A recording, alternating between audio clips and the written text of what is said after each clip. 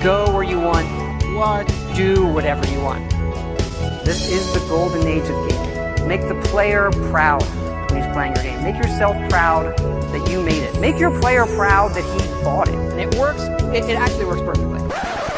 Making pancakes. Making pancakes.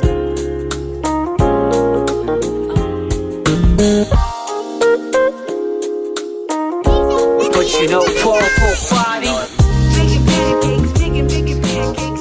What's up, everyone? This is Arnaldo, aka Mad Dog, and this is going to be the real episode 136 of GG's The Mouthful podcast. GG! Thank you so much, sir. That voice, of course, with me is Mr. David Santos, aka Dream Twister. And I heard that we're going to rock it to Electro Avenue. Yes. And then we'll take it higher. And then we will take it higher. All right. Sounds good. Sounds all right. I was promised that we were going to take it higher. Yes, we are going to take it. Yes. Today, we are going to go high. Yes. So high. Then we're going to then drop into a new low. Exactly. Guys, thank you so much for tuning in. If this is your first time listening to the show, thank you so much. Please go to goodgame.tech. Join the conversation there. And please like, subscribe, and share the podcast on any of the podcast feeds or YouTube or anywhere you're listening it to. It really helps us out. AM radio broadcast. On your system. AM radio, yes, which will never go away. 2057 AM broadcast system. That's always going to be there. It's always going to be an existing source. It's the only frequency that will be capable of surviving the apocalypse. I agree. Yeah, that's what we're gonna hear. You gave me a kiss to build a dream on. Yes. Oh, that's such a great song. Imagination. Yeah, that's such a great song. The well done, by the way, too. too. I like the. Thank you. The timbre. Yeah. No, not timbre. I don't know what it's called, but yeah. I don't know. I went with timbre because you said it, so I believe you. You think of me. I don't know. Oh, really good, dude. Oh, man. What we normally do, guys, is we go into what we have been up to and then move on to some news items and finally finish the show with our hot topic of the week. Hot topic of the week. This week's hot topic is the fallout of 76. For all of you that survived the fallout of 76. Yes. Here's to you. What we celebrate. We are celebrating the with fallen heroes of 76. a little cocktail I created that we're going to call the Pink Lady. The Pink Lady. The Nuka-Cola. Yes, the Nuka-Cola. All right. You always love to let people know that you're sipping right at it. Well, people are listening to this show probably at work. True. So that way they can sip vicariously through us, yes. I don't know how disturbing that sounds, but it is what it is. It is very disturbing. However, it is called Mouthful, and that's what we're about. Yeah, exactly. So you should have started listening at the episodes 1 to 5, where we literally used to talk with our mouths full. Yes, while we were at lunch. The good days. Oh, and by the way, I don't know if you noticed, I started reposting. Yeah, what was that about? Really old episodes. Yeah, of, just a random throwback. It's a random, exactly. Yeah, okay. It's a random throwback. I'm calling it the mouthful reloaded. Reloaded. Because it's a remaster. Nice. Nice. I like it. All right, so let's start the show, sir. We're going to start with what we've been up to. And should I kick it to you? I'm going to kick it to you. Just because. All right, just because. Because I want to sip on the Pink Lady. Let's get this shit out of the way so we can go into the main event. Yes, there is a main event coming, sir. So, let's see what I've been doing. I have been, you and I have been playing The Messenger still. Yes. I love The Messenger. Don't get me wrong. Mm-hmm. That game is fantastic. I got to a point, I got my save, and I stopped because... Where are you up to? Just I'm still early. Okay, I haven't gone to what is considered the turning point. I haven't gone to that. Okay. But I didn't stop playing because I was getting bored or anything like that. It's just that I suddenly got slapped with this surprise that I was not expecting. Out of left field, this little game that came in and swept my breath away. I'm mixing things. I think you swept your feet. There you go. Swept my feet and took my breath away. There you go, yeah. So it's a little indie title, and I mean it this time, called Yeah. Cross I was going World. to say, you call everything an indie title. Yeah. This time, it's for real. This time is an actual indie title. Hold on. I want to make sure that I don't get CrossCode. See, I knew I was getting it wrong. CrossCode. CrossCode is the name of the game. As you can see, I have put 9 hours on it That's not bad, already. man. CrossCode is a game that if I had to describe it, it'll be impossible. You have to watch it. No, it is. I think you put it actually very well when you said it's a combination of Zelda: A Link to the Past, but like a fast action, Fast-paced, very fast-paced, yeah. very fast paced. And this is just me based on, because you had sent it to me, and I was on my phone actually at that time when I went onto the Steam and I saw you were playing. I was like, hey, and I just sent you a message. Hey, what you doing? Oh, I didn't notice. Yeah, I was on my phone. Okay. So, and then you had mentioned it, and I think you had posted it or anything, and I clicked on it to watch the video. So that was actually just watching the video. So that's why I was like, oh, this looks like a fast-paced Zelda. Yeah, because the graphics have that style, that 16-bit top-down look. Top-down, isometric maybe a little bit. No, okay. It's very top-down. Well, I mean, it's kind of like Zelda, where you can see like the front part. It's actually the view. Yeah. But yeah, so it's top down. It moves really fast. Your character moves really fast across the screen. It has a little bit of, I don't want to call it bullet hell in the sense that it's not like crazy. It doesn't get crazy unless you suddenly get a lot of like mobs on top of you, you know. But when you're attacking, a little bit of shmup. Yeah, a little bit in the sense that it almost feels at one point when you're using your range attack, it feels like one of them twin stick shooters. You know, when you're moving and you're moving as you're attacking, you know, and you're running backwards and stuff like that. So it has that, but you also have a melee attack. It's an RPG, you know, heavily stat based. It has a story. It's heavy on the story in the sense that there is a lot of developing of the characters and conversations and stuff like that. But it's not in they don't do it in a boring way. Quite the opposite. It's very entertaining to learn about these characters. Oh, it's very charming the way they interact, you know, with one another. So the whole premise, I'm still a little 9 hours in. I'm still a little lost on what the premise is because the way it starts, it almost starts with something that looks kind of dark and it's kind of like almost like a revenge story. You have this character running in and try to rescue like her brother. Something happened, and I won't ruin it, even though it's like literally the very beginning. It's I was gonna say not even the tutorial. Too early to especially if it's an RPG, JRPG. It's like it is very definitely. Then you go into the world, but I guess it's the world itself where you're in. This is the part that throws me off a little bit. So the world that you're in is an MMO world. And when I mean like an MMO world, I don't mean, the game is MMO. No, I mean like it is meant to represent an MMO game, like meta, you know, like you're playing a single player game, you know, about a character that lives in a MMO world. Oh, okay. So it's a little bit like Ready Player One-ish Japanese RPG going on. That's a good way of putting it because it's very sci-fi. It kind of reminded me actually of Phantasy Star, the old Phantasy Stars of the Sega Master System and the Sega Genesis, especially the Sega Genesis. And so, but with the art style of Legend of Zelda: Link to the Past. And this MMO world where you live in. It does the typical, you don't remember. Oh, God. Your story. But also it goes further back. It's like, we brought you back, but we haven't figured your voice, like your language system, subsystems, or whatever you want to call it. They're not online yet, you know. Okay. Because I guess this character, as you're an avatar, basically. Of someone, yeah. Plugged into the Matrix. Plugged into the Matrix, yes. Yeah, I got you. And this person, but I guess she's sentient because you can't tell the player behind this person. But the other characters that join her on her quest, it's almost like there is a real player playing somewhere. And of course, they role play, you know, whatever is the character. So let's say if it's supposed to be like I met this character that plays with me, that every time like she will be logged in and I can invite her. And it's almost like if it was a real person I was invited to play, but again, it's just the game taking over. Yeah. It is this French lady. So her character will act, will talk French or will say some things in French. There's no voice work. So I'm trying to say, like, she would say like, ooh, we, this and that, but when she logs out, she said, oh, we've been playing for a while. I need to log off.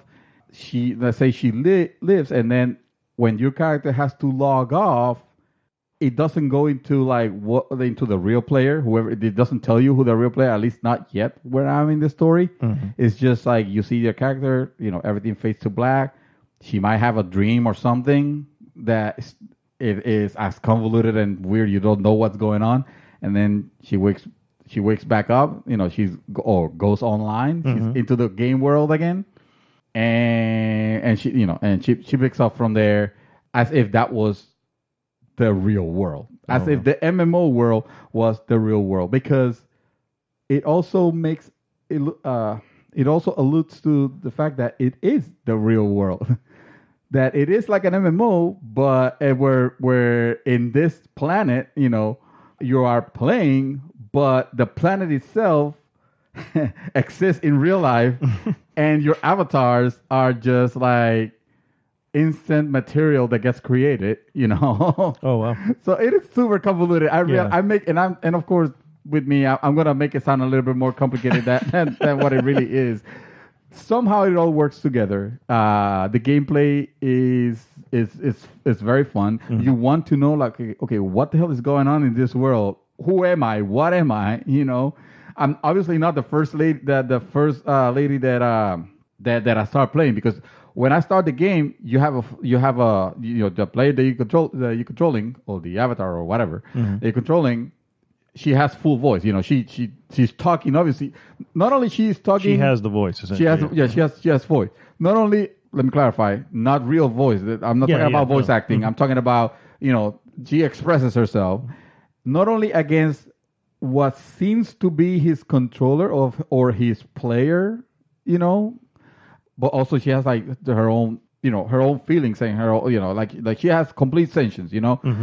Your character seems like you still don't know if she's being controlled, or does she has her own mind persona, right? Does she, when she talks, because the language is so limited, the first word that she learned to say is hi, so she'd be like hi and just keep saying hi. It's like hi when she gets upset, like the facial expression not only the characters of the characters themselves, but it does what you call like character panels when they're talking. Yeah, they're talking at the bottom. They're talking heads basically. They do a range of range of expressions that sometimes is like very hilarious to see. Is it anime-ish, or does it still look it's like very it's anime-ish? Okay. Yeah, this game is la madre de anime. Wow. It's very anime-ish in the positive way. The most positive way I can say it. So she learned she'll learn like her name. Her name's Leah. So again, it'll be her limited communication will be like Leah. And then the other character will be like, "What's that? You said you need me to capture this person and this person." Like if she would have said, a whole sentence, but the only thing she says is her name. Somehow the other characters, which are the quote unquote NPCs, they're NPCs that are playing as NPCs in the game. Oh, this is hard. This is an interesting. I thought the reason why it captivated is because of all this craziness. She talked like that. She learned by. That was the third word that she learned. So it's like little by little. You don't know. I don't know if at the end of the game I'm supposed to be able. I'm hoping that I have a voice full enough language, to where I can actually express. But also the fact that she expresses like that also is kind of like her, like the way that I know my character already. I kind of want to keep her that way. Keep it that way. Because it's kind of endearing. It's kind of cool. I really like her. So yeah, this is the reason I said this caught me by surprise was because this was just a random page that I clicked. Like I saw the screenshot and I was like, oh, that looks It looks like an RPG. Like one of them created with RPG Maker. Oh wow! Let me Does it look that way? It didn't look that way to me. Yeah, I was gonna say that. No, it pretty... was a little bit. No, I mean not to say that there have been some RPGs of that sort that have been created with RPG Maker that they're very well done. Yeah, yeah. They have high the moon, production isn't value. That one of the To the Moon is was, yeah. Yes, yeah. yeah. That's one.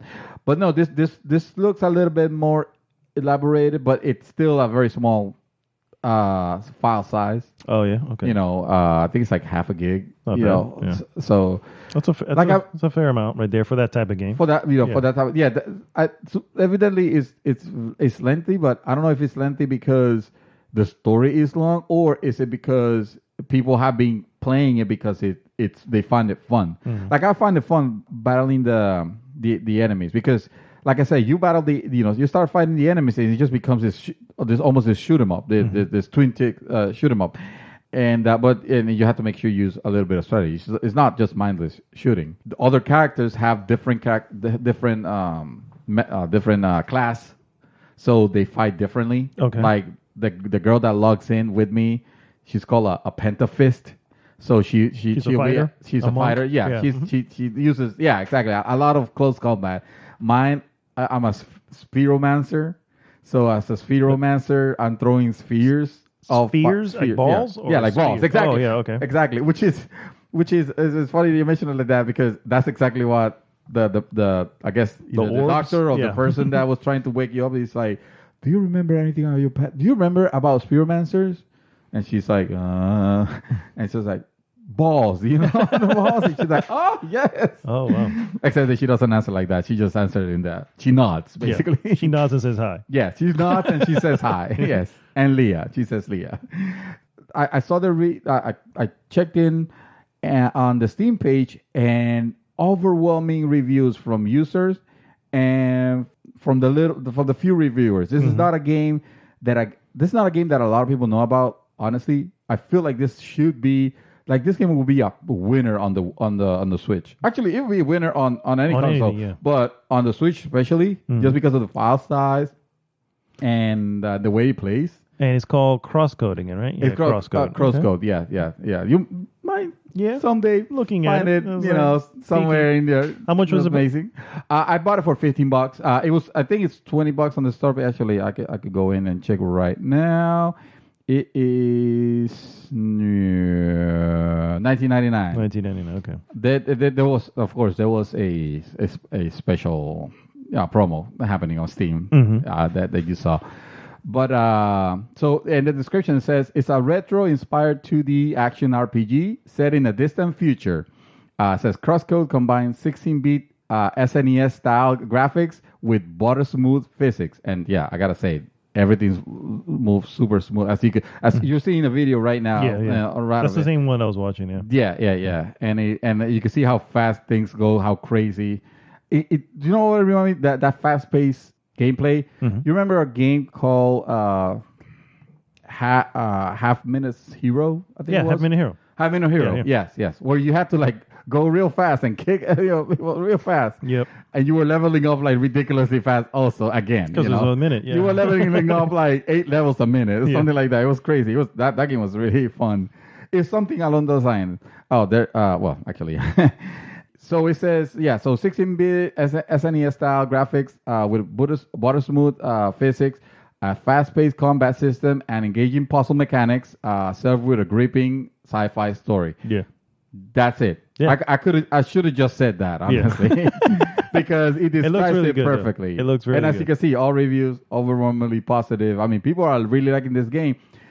And I want more people to know about it. To know about it. Okay. Because not only because it's fun and I encourage games that are like that, Oh, and you can actually play the demo. Isn't that what you said? There is a demo. There is a free demo you can play right now on Steam. Yeah. But I really wish that I really hope that it gets brought to consoles also. Yeah. Okay. The demo I guess it was when it was beta still. So some of the music was not complete, but the music they were using was I thought it was perfect. At least for the title screen has this tune. It's a nice tune actually, even in the new version. But the old version had it in the style of a Genesis game almost. which sounded amazing. I really loved it. It brought me back to to Phantasy Star 2 actually. This time with the release, because the game came out semi recently. September 21st was when it was released of this year. Oh yeah, so you can definitely look for that next year on console at some point. You think Especially, so? Yeah, I mean, if it's getting great reviews, like this is the type of stuff that the consoles, the big, I guess we call them the big three. Yeah, they look at this stuff and say, hey, this is worthy of coming into our. So yeah, I can definitely see that happening. Yeah. And you'll be surprised to know that is literally all I've been doing. Oh, this, this week I have watched no movie. Every time I come in, I have a little bit of time to play CrossCode. I play CrossCode. That's not true. That's pretty much all I do. I have checked. I've checked in like in Call of Duty just to have fun. But I mean, I don't feel like those are games that are worth like spending a lot of time reviewing. Yeah. So. All right. Well, I mean, I won't spend a lot of time. I'm still chipping away at Red Dead. I'm in chapter 5. Story has really started to finally get good. Oh, you know what I mean? Yes. And it's starting to really like, man. Now I'm like, yep, I'm ready to just stick to the main missions because I'm dying to see what's what the next portion of it is. Yeah. And so it took that long to pick up? I mean, like I said, somewhere around chapter 3, you would do like a main story mission, and then Arthur would like sort of reflect after the mission's over, and he kind of just became pensive and stuff like that. So it's a slow burn in that case. You know what I mean? If you, like I said, the game is massive. You know what I mean? You're going to be, you're going to be doing a lot of stuff before you even start the main stuff. You know what I mean? However, I can see why they've done this. Now, still, I'm going to throw it back out there. Fuck the controls. The controls are still atrocious. It's one of the reasons why that it took me out of these wonderful moments because of the effing controls. Okay, so that said, I can see why they were doing this. They were building up the relationship. This is like a TV series. If you look at a TV series, you look at the fact that you're spending a certain amount of time with these characters. When things become dire, it becomes meaningful because you know the characters. You're like, shit, I need to help this person out. Shit, we need to, whatever. The reason why series like Game of Thrones are so correct. Similar. Oh yeah, exactly. Game of Thrones season 1, the second to last.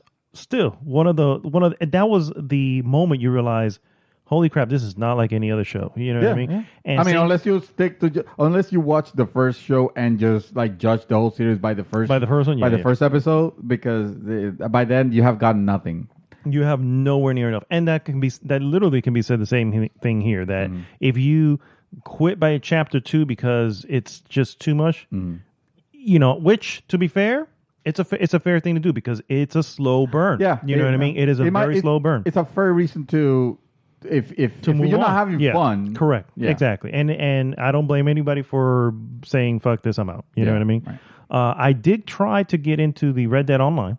Unfortunately, apparently it wasn't. I remember I told you I couldn't get in for some reason. It just wasn't available. Dude, it was very, very weird, that release of that. Exactly. So based on how you bought the game, was how soon you would get into it. And I'm sitting there going, and then I thought about it. I was like, I got it. Like, didn't I get it day one? I feel like I get day one. But you didn't pay with Bitcoins. That's why. Well, yeah, I didn't pay with Bitcoins, but I also didn't pre-order it well in advance. You know what I mean? Yes. And that's the difference. Like I had got it shortly before the release. I think I know why. I think I know why they did this. Yes, it was very convoluted. Because fuck them. That's it why. Had to. Well, actually, it was to protect themselves from what they did last time. When GTA 5 Online, when GTA Online came out, it was a clusterfuck of apocalyptic proportions. It was really bad. Not working. And the problem is people don't see it working the first time. They're like, fuck this shit, I'm out. I'm not even gonna care.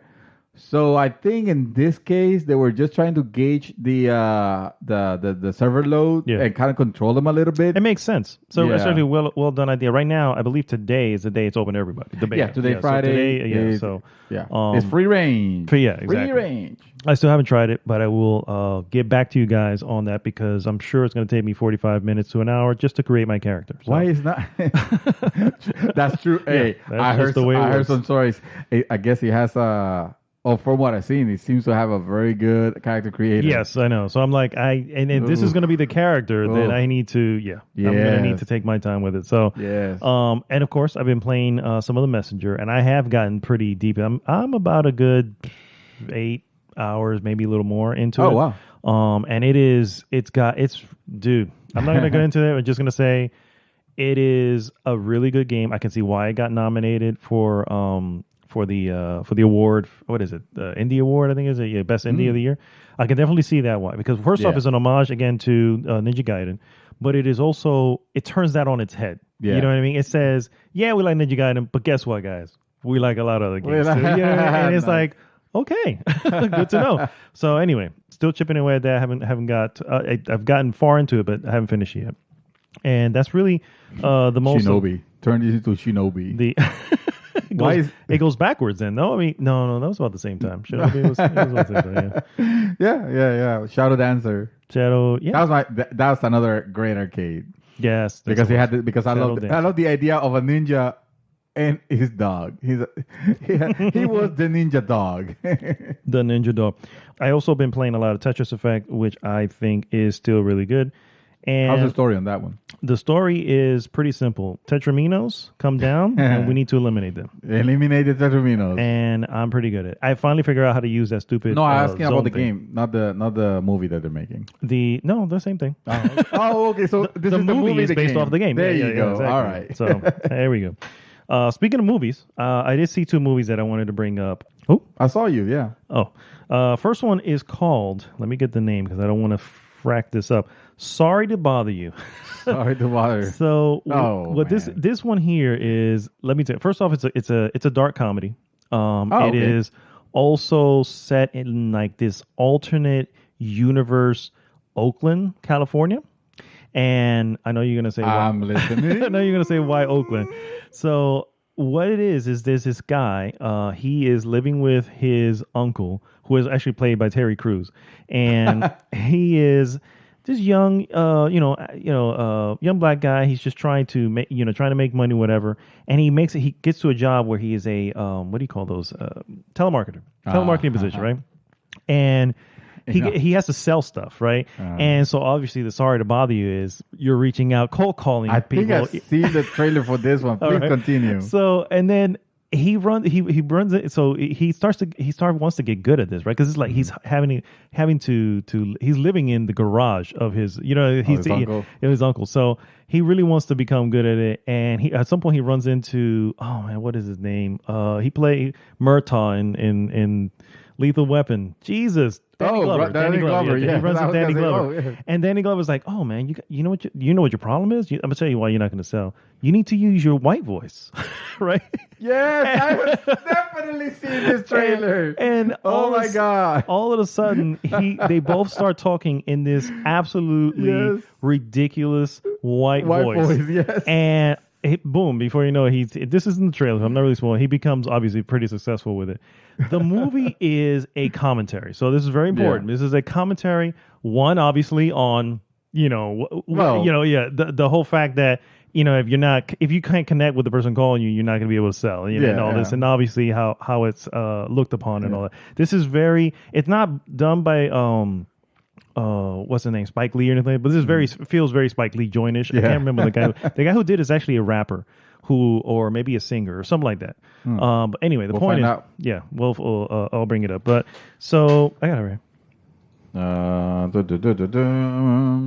Let's see who can bring it faster. And director's Boots Riley.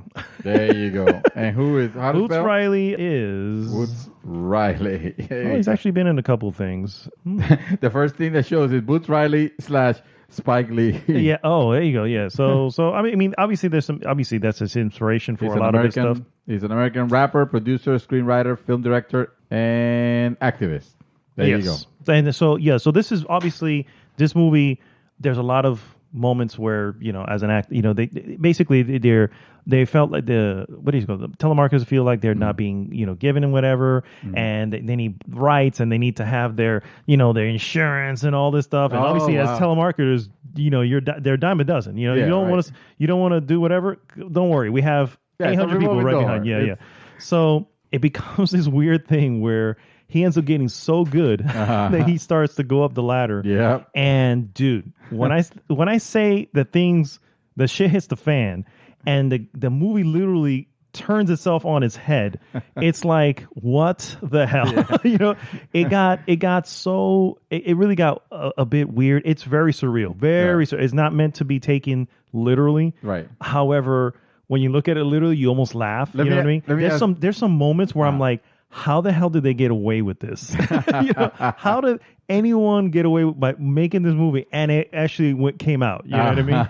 So, like, you mean like uncensored as the nail on the head type of message. You know what I mean? It's like something happens in a certain point, and it's meant to say like something meaningful, and I don't want to spoil it because it's like it's like a slap in the face moment of the thing.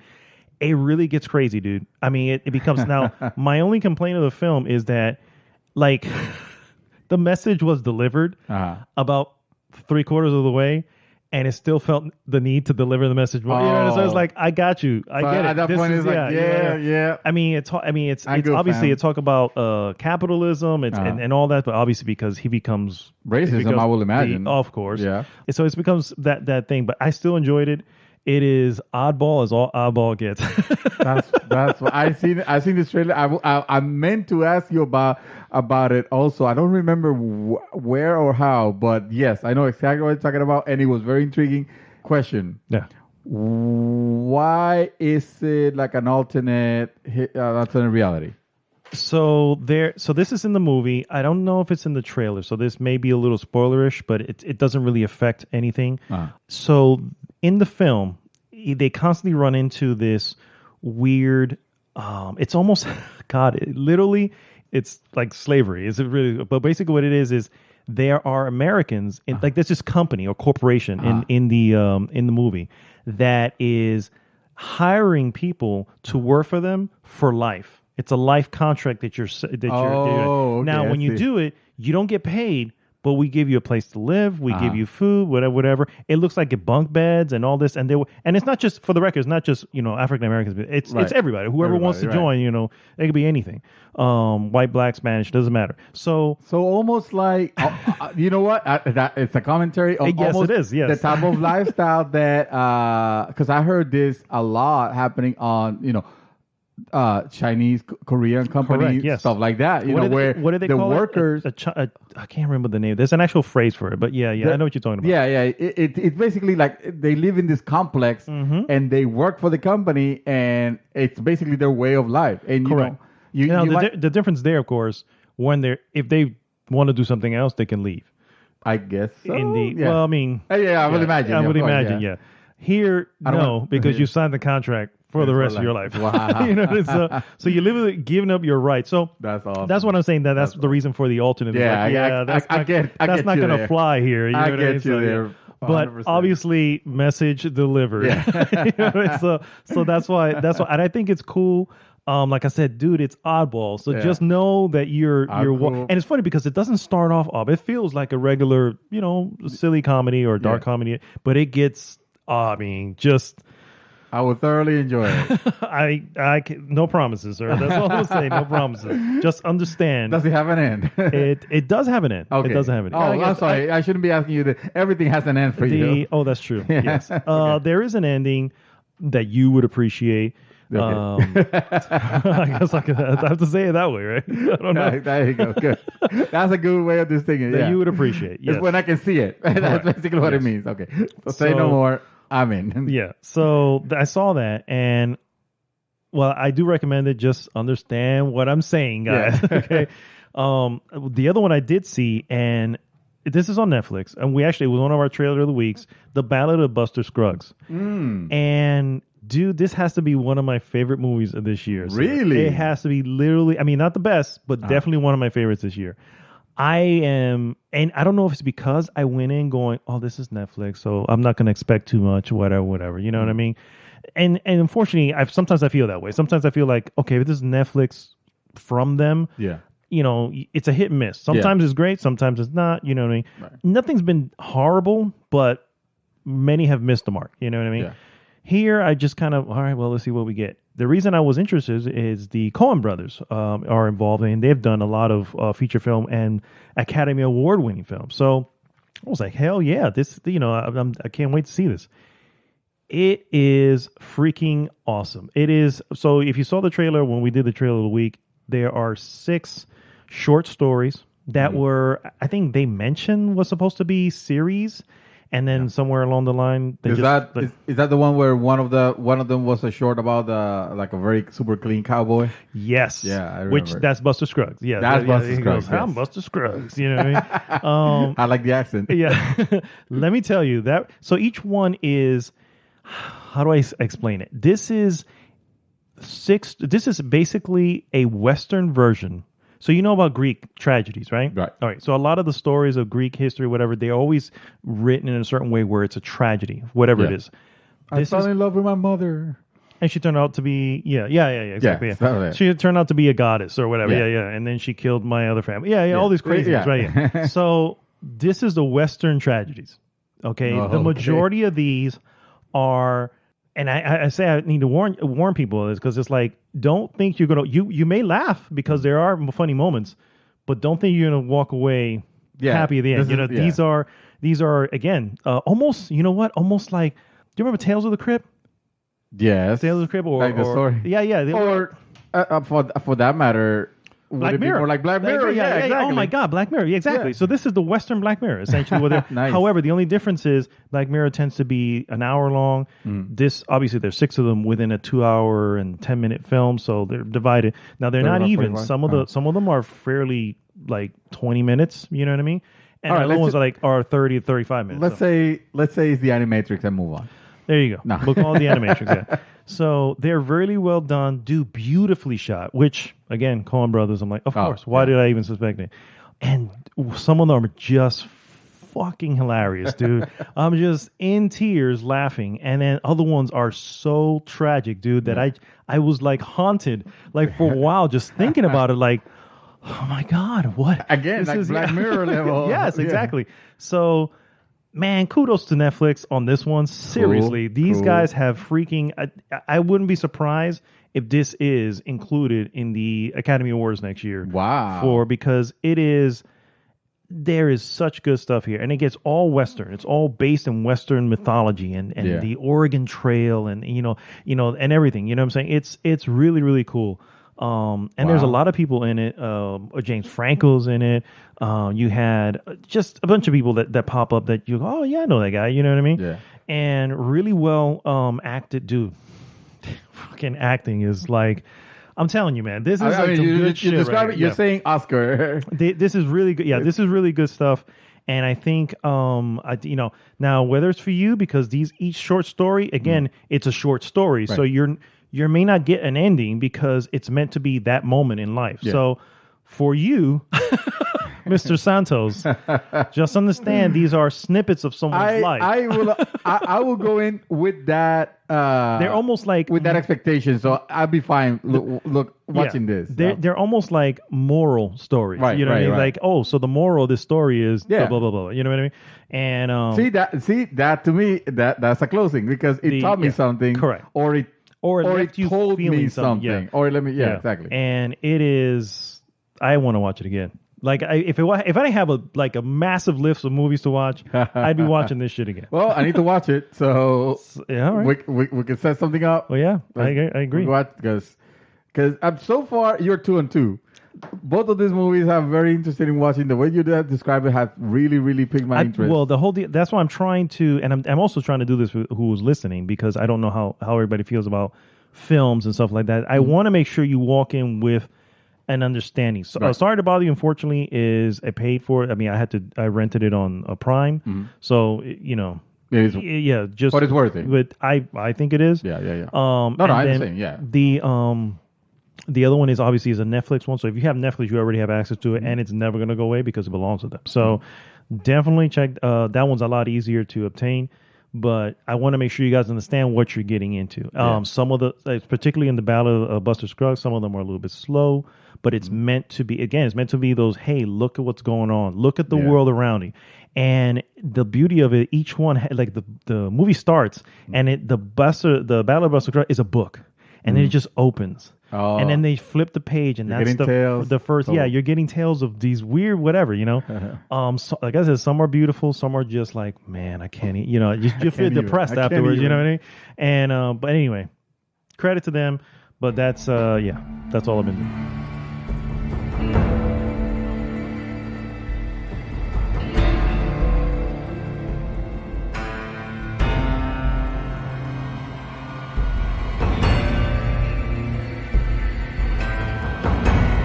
And we're back, guys. Thank you, sir. We are back, and we're gonna go right into some news items. I forgot news items. News items, yes. We correlate them. We put them in order. Yes. We catalog them. I'm glad you think we put that much thought into it. Well, obviously when we're talking about them, Sir, I want to shout out the drink that we're having right now. Oh yes, this is the drink. This is the drink that we have created. Yes. What are we calling it, sir? Well, the last name that we have decided upon is called 99 Bananas, but a peach ain't one. And you gotta say why. Yeah, so essentially it uses 99 bananas, the liquor, one, and two, it has a peach color to it. Yeah. So the first thing you thought was, oh, is there peach in this? And I'm like, of course, I'm looking at you. This is your house. Do you have peach juice that I know about? Because no. I don't know. You're capable. You're capable of creating some concoctions. So it has a peach hue. You might have just created a concoction that tastes like peach, like one of them. What do you call it? Alchemists. This has the alchemist. This has 99 bananas. It has orange liqueur, and it has a splash of margarita mix, just a splash, just to give it a little bit of salt. Yeah. And then finally, it has white grape cherry juice. Nice. From Ocean Spray, I think is what you have over there. it obviously it obviously gets that peach looking color, which originally had me thinking we should call it Peachette. Peach or Bowsette, no? Well, Bowsette, actually. It was Bowsette. Yes, Bowsette. But then, of course, you started, well, I guess you were singing or something. You just mouthed 99 bananas, but a peach ain't one. And we're like, oh, perfect. That's the name. We have a name. That's the name that's going. Yes. So we are enjoying said cocktail, and Awesome. it's good stuff. First news item, sir. It's going to be a twofer. So lay it down on me. PlayStation Plus games for December have been announced. Oh, there, so I can erase that from my list here. Go ahead. PlayStation Plus subscribers will get free access to a good variety of games in December. This is coming off Polygon for the record. Yeah.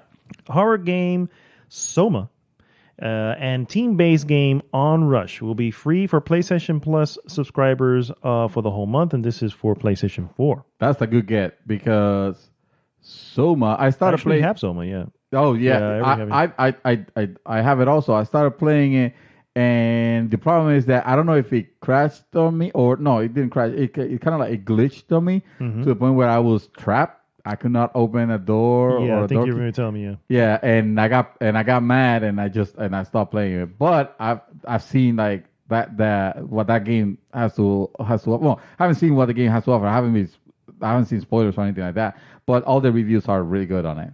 And the second one is called Onrush. And according to Polygon's review, this is just from the title of review. Onrush is a racing game for people who love Overwatch. Oh, So, really? yeah. Yes, actually, I've seen Onrush. Yeah. Yes, it is kind of a crazy. It's more like I've seen it described more as it's like almost like a puzzle or strategy game with a racing game Mixed to it? Next to it. Yes.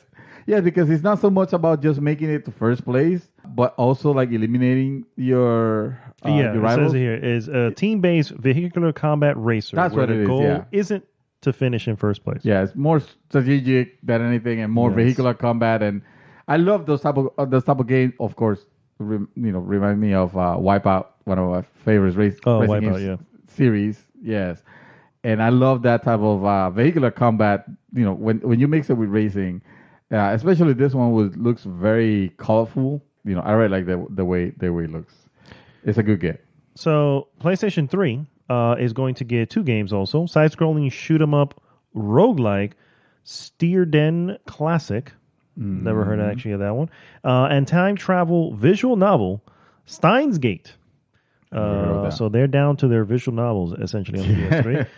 And then on PlayStation Vita, the colorful action platformer Iconoclast, which I actually hear is very good. I have played Iconoclast. And it's going to be really good. It is okay, good, because it's going to be cross-buy for PlayStation 4 as well. Nice. So you're gonna be able to grab that. Ish. Now the other one, it doesn't say that it's going to be cross-buy, and I'm kind of bummed that it's not. And that's Papers, Please. Will also be available for the Vita via PlayStation Plus. It doesn't say. God, it doesn't say anything about that. That's kind of a bummer because we'll see. I might test it out because sometimes they don't say anything and it happens to be cross-buy. You're like, oh snap, taking it up. Yeah, we'll see if that's the case. Papers, Please, a very peculiar title. Yes, very, very. Yes. Not what you when you want to play something entirely different from what's out there. Yeah, Papers, Please. That will definitely, definitely falls into different. And finally, of course, well, not finally, but the next second part of my twofer, Xbox games with Go for December have been announced as well. Xbox One owners will be able to download Cube 2 all month long, which is a physics-based puzzle game released in March by London-based studio Toxic Games. Okay. And Never Alone, a puzzle platformer based on traditional folklore from the Alaskan indigenous people known as the Inupiat. I don't know. Sure. Yeah. We'll go with that. Yeah, why not? Why? Never Alone. Wait a minute. I know that one. That's the one with the little, almost like an Eskimo girl.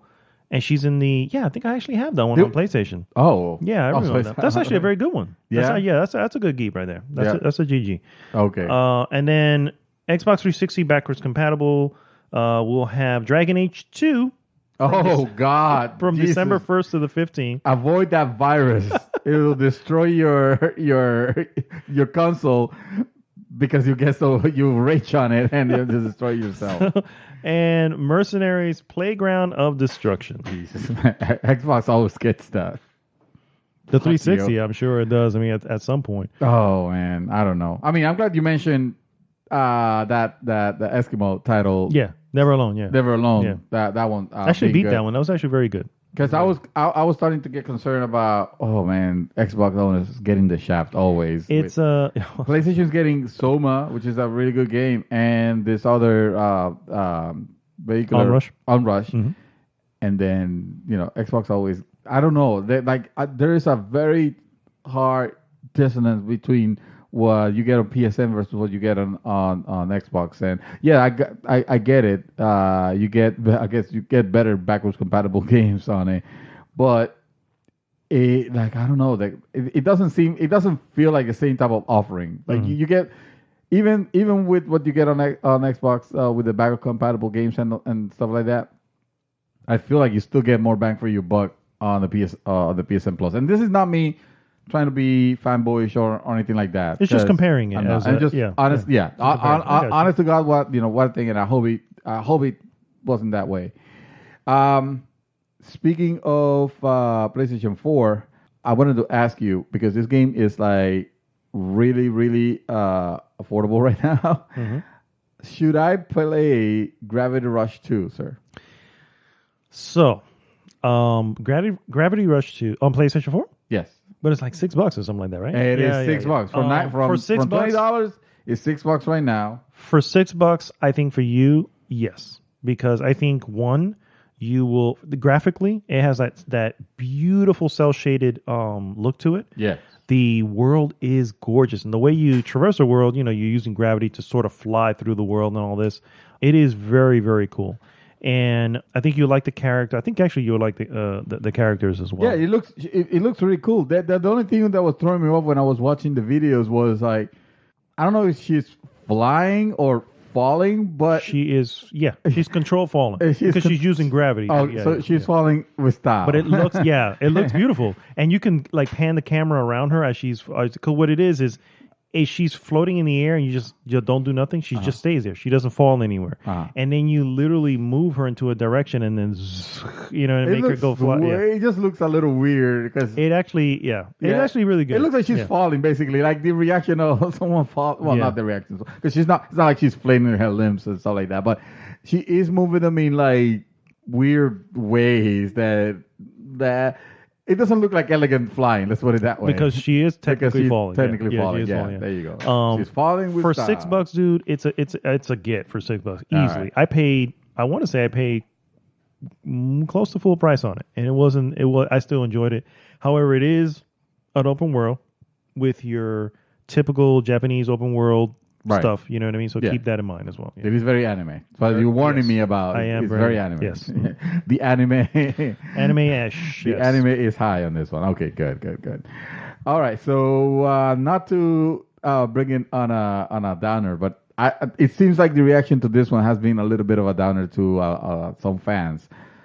Netflix cancels another Marvel show. This time, it's Daredevil. That's the only one left. I mean, the spoilers. There's only one that was left to be canceled. So Jessica Jones was canceled already? It's been. Well, actually, that's a good point. Yeah, I haven't heard of that. I mean, I heard of Iron Fist, obviously. Iron Fist and Luke Cage. They were axed. But I want to say, oh no, because they're supposed to bring back the villain, so maybe not. Maybe it's got one more, but so is she the only defender now? Evidently. Damn. I mean, I don't know if this has to do with because Netflix is going to lose a lot of its Disney/Marvel stuff because I don't know about those shows. Those shows will probably be theirs. Well, see, here's the thing. I tell you how I was describing it to David G at work. Okay. The way I picture it in my head. Oh my god! Is I'm a little worried now.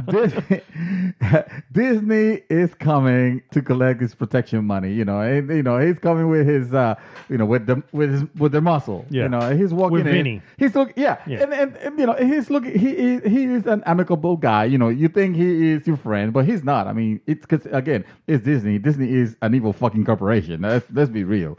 And they just have us all hooked because they have bought all of our properties, all of our childhood, and they are milking it, and we are accepting it because we like it. We like the product. They have a good product. Is good. They have a good product, right? Yeah. So Netflix. So Disney's walking into Netflix store, and it's like. You guys seem to have a good thing going on here. I like your style, Netflix. It'll be a shame if, and then he grabs a tire iron and whacks something or someone. It'll be a shame if something were to happen to your series, Netflix. And every time you whack something or destroy something, is one of these series. The Iron Fist went away, and of course, to be fair, Netflix was probably looking at that. Yeah, we don't care about that. Well, no, but now Daredevil happens. And now Daredevil was a favorite. Daredevil was it was great. Like it's surprising and not surprising. Surprising in the sense that Netflix is acting like the show that people still care. On that Netflix universe, I guess if you want to call it that. But at the same time, I feel this is more like Disney, like turning the torch. Like putting pressure of. Sure, you could go for another season for this amount, like collecting. I'm not saying that's what it is. I'm just saying it could be though. You're not far off. I mean, keep in mind everyone. Although I don't understand because Netflix will be the one that's fronting the bill anyway. So it's really just the license that they would be having to pay Disney to use it for another season. Well, and that we all know licensing constantly goes right. You're never paying the same price for it. So especially with popularity, and Daredevil's popularity has always been up. Well, season 1 was great. Yeah. Season 2 I think was even better. And then I haven't seen season 3, but season 3 people are like, holy shit, this is, you know what I mean? So I can definitely see why they were like, yeah, we can't afford. Well, they probably could afford it, but like, no, we're not fucking paying for it. You're gonna do your own shit anyway. So that's the thing. Yeah. That's the thing. I think one of the latest thing that I saw was Disney saying, "Oh, no, don't you worry, guys. Daredevil, it's gonna be back. Yeah, of course. You know, I wonder if it's gonna be as graphic because this is also Disney. Well, and Disney is going to Disney-fy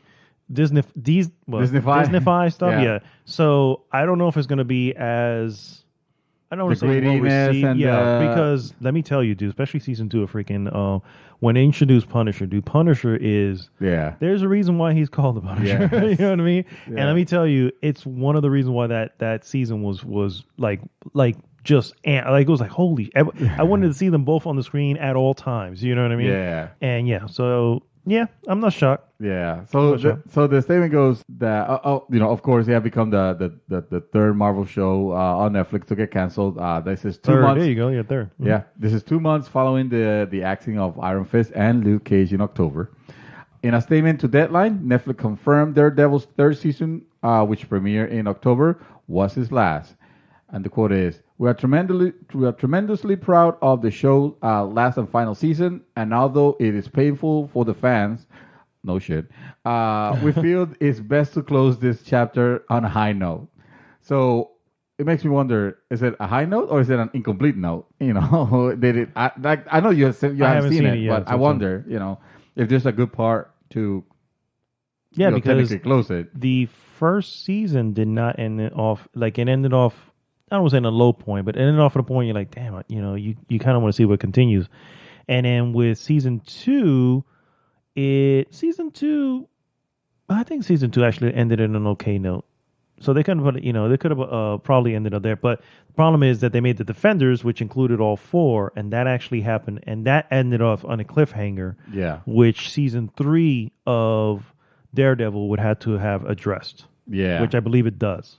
Yeah. Which is funny because Alex, a friend of mine, Alex Infante, he didn't see Defenders and went straight to season 3 of Daredevil, and he goes, "What the hell happened? What did I miss?" And I'm like, "Dude, you have to see Defenders. Yeah, if you don't see Defenders, you're not gonna understand everything." Yeah. It goes over to say Daredevil's 3 seasons will stay on Netflix for years to come. Netflix said, adding that you can expect to see Daredevil, the character, in future projects from Marvel. With Daredevil's cancellation, Netflix now has just 2 Marvel shows that continue production: Jessica Jones and The Punisher. Marvel's move away from Netflix is not that surprising, given the parent company Disney is launching a streaming service on its own, Disney Plus, in 2019. Very original Christ. I forgot about the Punisher series, dude. You want to talk? There's no way Disney will ever do a Punisher show. And I would put money on that because they will do the Punisher show. Yeah. However, not this one. Because Jesus Christ, that show was wow. That's all I gotta say. That's some graphic shit right there. Yeah, well, that indeed. That's a shame. It is. It is. But I mean, Disney's gonna. They start. We all know Disney. I don't know if I forgot what it was called. Disney Plus or Disney Plus. Yeah, that's what it's calling. So Disney Plus is coming. So. You know that that's going to... And the sad part is, I'm going to freaking get it because they have a library. Like, DC Universe has their own thing, and I'm going, I don't think you have enough of a library for me to sign in on this. However, Disney has decades of library of movies, of everything you see on ABC, because ABC is also owned by it. So you have... But ABC has its own streaming service, is it not? ABC, I don't know it doesn't have its own streaming service. It does have its own on-demand service. You can watch things on demand online as long as you have like a cable, whatever. But they can roll this up into. Oh yeah. So a lot of those ABC shows, those will probably eventually, like whatever licensing they have for that is going to end, and eventually work its way over to. Disney has a lot. Disney has a shitload, dude. But I don't know if See that now we start. Now this becomes the problematic thing of what if Sony Pictures had its own cinematic, and that's exactly streaming program? And what if Paramount had its own, that can actually happen. And unfortunately, I wouldn't be down with that. I wouldn't subscribe to something like that. I would still subscribe to, well, the few, the Netflix and Primes of the universe, which still has varied programming. But then again, now I'm thinking, well. How much more and more have you seen from Netflix originals? Yeah. Netflix, Netflix read it. They saw the writing on the wall, and it said, you saw CBS already do it, so you don't see many CBS shows on Netflix because of whatever. And what you do see probably has an end date, because when they renew it, they go, no, we're not going to renew because they can come see it over here if they want to see it. So they saw the writing on the wall, and that's why it's funny how many times do we say, what the hell's wrong with Netflix? They're fucking releasing all this stuff, all this crazy. They're just greenlighting everything. Well, now it kind of makes sense. It's like, well, we have to, because if we don't, everything is gone. Leaving. You know what I mean? Everything is leaving. So everybody wants to do it their own. Correct. So credit to Netflix for again seeing that eventually happening, because obviously they made it look like, hey, this is the way to go in the future anyway. Right. So credit to them for saying, you know what, that's just why we need to seriously invest in our first party programming. Right. And Ballad of Buster Skruggs, guys. If you didn't hear an earlier portion, Ballad of Buster Skruggs is a great program. Yeah, it does have, and it has its great series as well. There you go.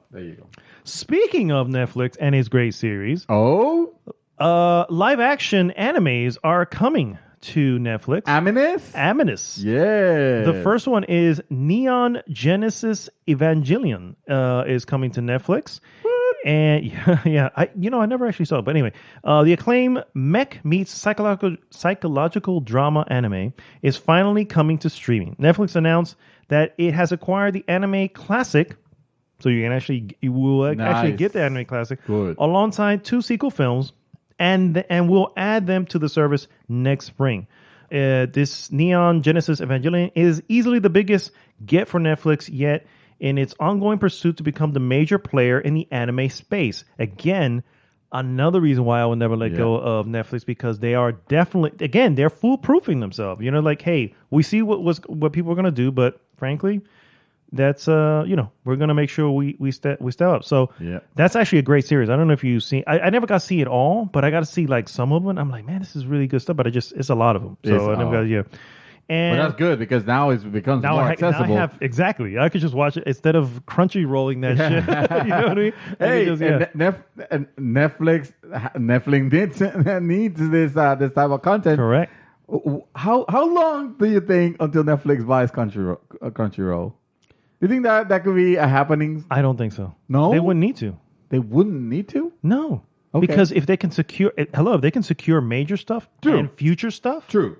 Why would you need to? They don't need to get everything. They just need to get the stuff that is hot out there. Tell you fucking right now, if they get Ghost in the Shell, I will. This will happen. They will happen. I will buy stock in Netflix.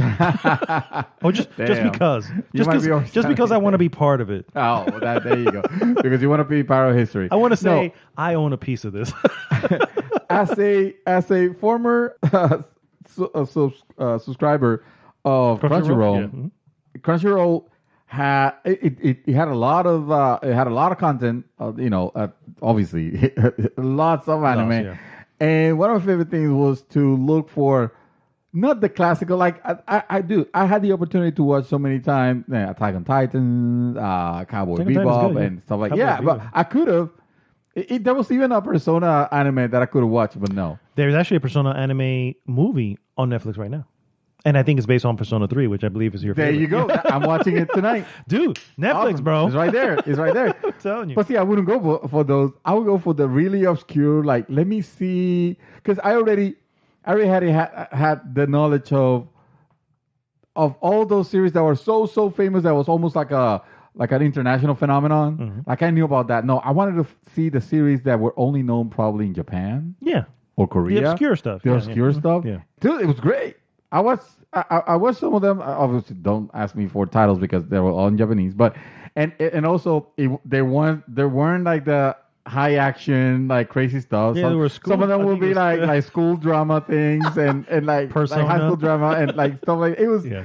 It was stupid, but it was great because it gave you an insight on what Japanese life, yeah, and people enjoy and stuff like that. And yeah. it was like these are basically anime soap operas. yeah, you're right. Yeah, and they're great. And probably one of the reasons why I enjoy Your Name so much. The movie my Your God, Name, dude. I regret so much. I actually rented Your Name, okay, on Prime. And I said, I'm going to watch this. Because you know how you can rent on Prime and you can hold on to it for 30 days. You don't have to play. You don't have to actually play it for the next 30 days. You let the 30 days 30 days. Well, first off, a part of me forgot. Okay, it's like because my wife is not going to watch this shit. You know, she's not into it. So my wife okay. watched it and she was okay with it. I mean, dude, if she was okay with it, my wife's gonna be like, "What the fuck is it?" Yeah, she actually watched. I'm watching Voltron. She goes, "Why are you watching Muñequito?" Wow. And I'm like, "Honey, this is like some like high level stuff here. You know what I mean? What's happening here? This is not for children. There is like Trade Federation stuff happening, and you know the Zoltar is trying to do this, and these guys are trying to become one with their line. Damn. Because if they're not one with their line, and then she's looking at me seriously, she's looking at me like, "Why are you watching Muñequito?" Like, you fucking nerd. You know what I mean? So yeah. So anyway, my last, not my last piece, but another piece. Netflix is also, because I never got to say it, also producing a live action Cowboy Bebop series. Wait, a live action? Live action. Okay, yes. so pause. I feel like the term live action, it lately it has been used a little loosely now, especially thanks to Disney. Yeah. I hear people, and this is hilarious. I hear people calling the Lion King remaster that they make a remake or whatever a live action. Yeah. And we're playing loose with that one. I'm looking at that. I was like, this is fucking animated too. Come on, guys. This is computer animated, but it's still animated. Well said, sir. That's exactly the problem. If you were live action is like literally the background. It'll be yes. Yes. So this is actually in Africa, guys. A computer generated images on top of African backgrounds. It is still it's still computer animated. It's hilarious. But so when you tell me live action, you're talking about real actors, not computer generated actors. Correct. Doing that. That sounds awesome. This is not their first one. They did, what's it called? Something book? Dead Book? Crap. I can't remember the name. No. No, not Deadpool. Deadpool, that's anime. Holy shit. Shit, what is it called, man? I gotta look this shit up. But anyway, so yeah, Cowboy Bebop. Netflix will be bringing that as a live action. They actually have done one. Death Note. That's what it's called. Death Note. Yes, Death Note. So Death Note is an anime which they've actually done a live action movie for. And I don't know. It's middle of the ground. You know, I mean, live action. You know, sometimes it's hard to make anime into live action. Cowboy Bebop on the other. Have you ever watched Cowboy Bebop? So Cowboy Bebop is. I mean, I know I've seen the character and I see I recognize it, but have I watched this here? No. He is a bounty hunter. And now hold on. Gilberto's screaming obscenities right now. Yes, he is. I can't. So we're gonna take 5 minutes for. All right. Calm down, Gilberto. Calm on, Chaos. I will watch it. All right. Calm down. I think Giovanni also may be screaming. I'm just letting you know. I'm sorry. I tend to confuse their voices. Yeah, I think that may. Okay. How is that possible, dude? Giovanni is freaking. Anyway. Well, you know what? Hey, Morgan Freeman, dude. You can't. You always know who Morgan Freeman is. I'm just saying. Okay. Anyway, that's true. So Cowboy Bebop he's a bounty hunter. And each episode, dude, the writing in the series is really, really good. The music is awesome. Feels very jazzy. You know, jazz music. So I hope they bring that to it, because if they leave that out, then you already lost a good portion of it. You know, but it is really good stuff. It's in space, so they go to different planets, different systems, and all that stuff. So nice. who the problem there, of course, when you include space and everything, now your budget goes up. You know what I mean? So hopefully they get this right.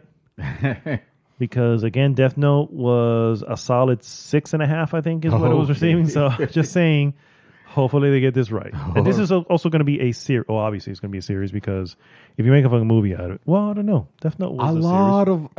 of there is content. There's a lot of fun content for nerd like us on Netflix lately. When you hear about the Castlevanias and the my god, dude, I so need to watch I love that. I really, really do. it's almost like I want to applaud the person that is at the helm of, you know what? Let's bring some cool series. Yeah, I Yeah. agree. I agree. Bring GeForce. It would. Oh my god! Don't fucking do that to me, dude. GeForce.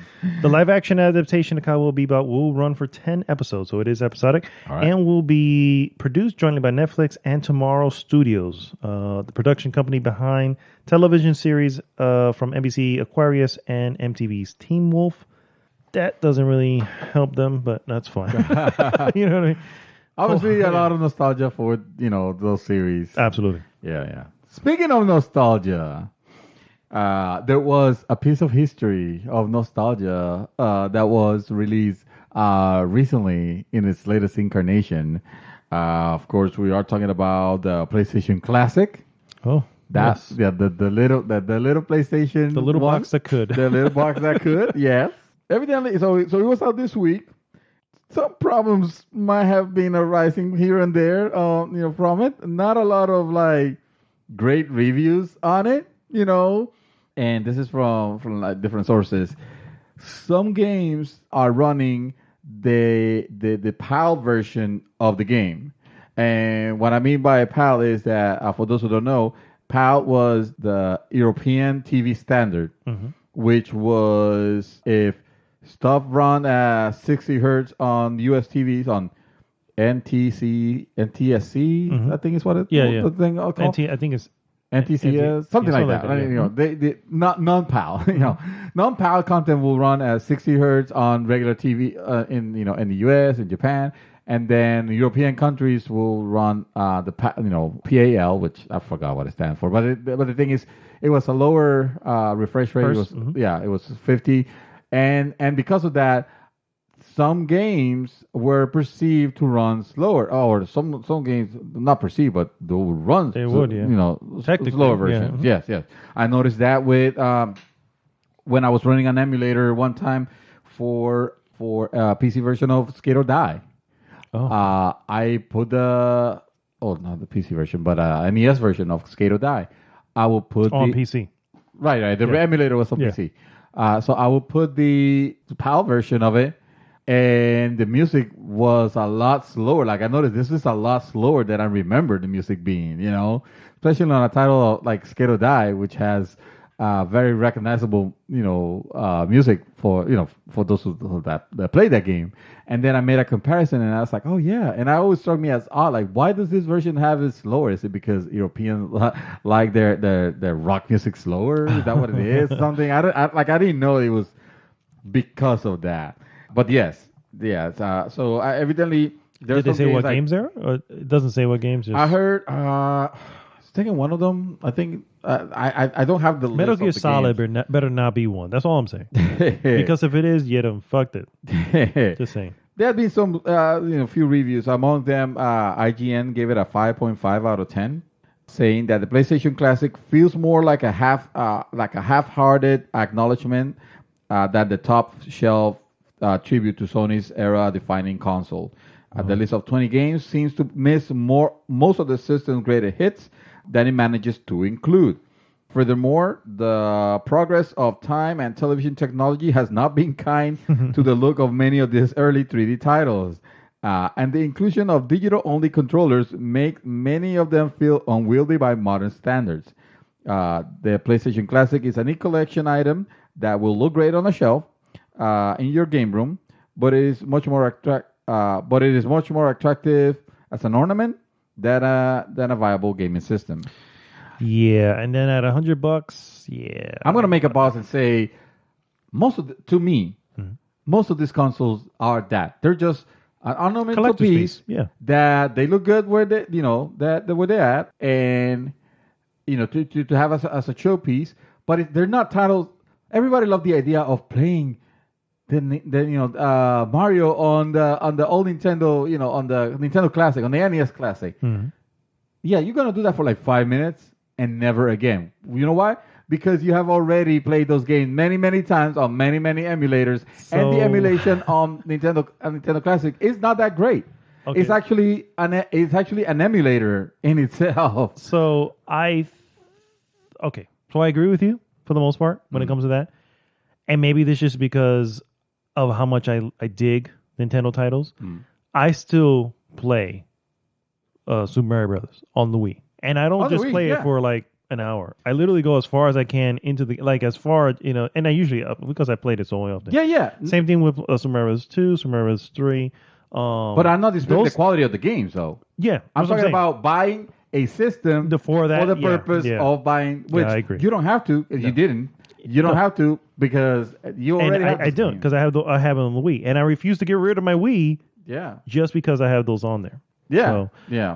Anyway, there's some other but I think I'm not going to read them you all. are right with the PlayStation 1 games, because PlayStation 1 games, and I think we said this when they first announced, it's like, yeah, that's cool and all, but I think a lot of people forgot how ugly some of these games actually are. When you really, really look back at them and go, oh, this didn't really, and that's because this is early 3D. This is early 3D, yeah. And these aren't the sprite graphics that you can make some beautiful art. You can make beautiful 8-bit graphics on it, make something look really good, and you can still. I will argue that Super Mario Bros. 3, for example, looks stellar. As 8-bit. Absolutely, yeah. But you take a game like Siphon Filter. I don't know. Siphon Filter, exactly. You take and you're gonna look at blocky characters. Yeah, sure, they're gonna move smooth or smooth enough.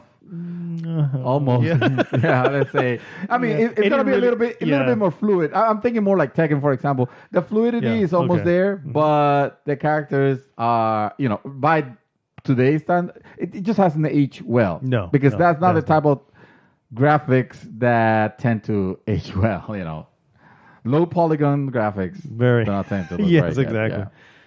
All right, guys, my last two pieces are little quick hits. First one, BioWare hints at Dragon Age's future in an upcoming announcement. So they're basically teasing an announcement. Oh, I'm excited for this one. Let that sink in. They're teasing an announcement. Oh, boy. It's okay.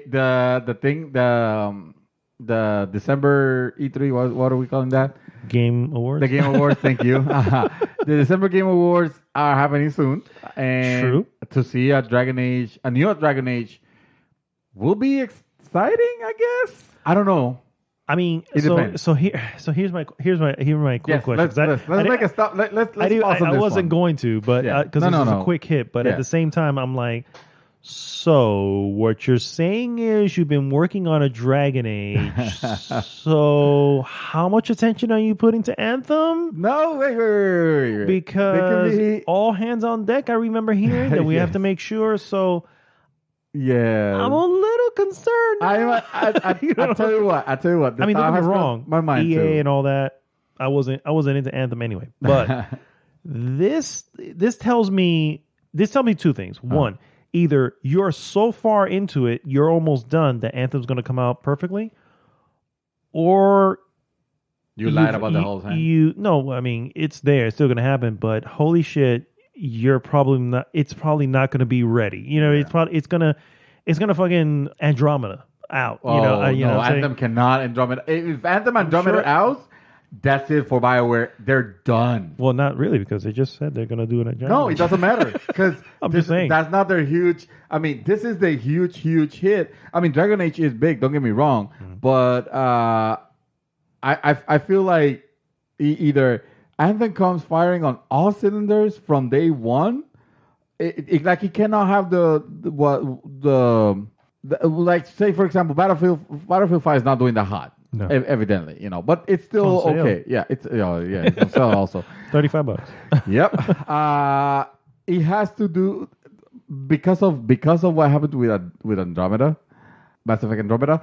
This will have to do stellar, or they can start looking, or EA will start considering the chopping block on this one, because they're not afraid of doing so. They have demonstrated that they don't care. EA is gonna EA, and BioWare. Everybody seems to think, but BioWare, that's their darling. They're never gonna.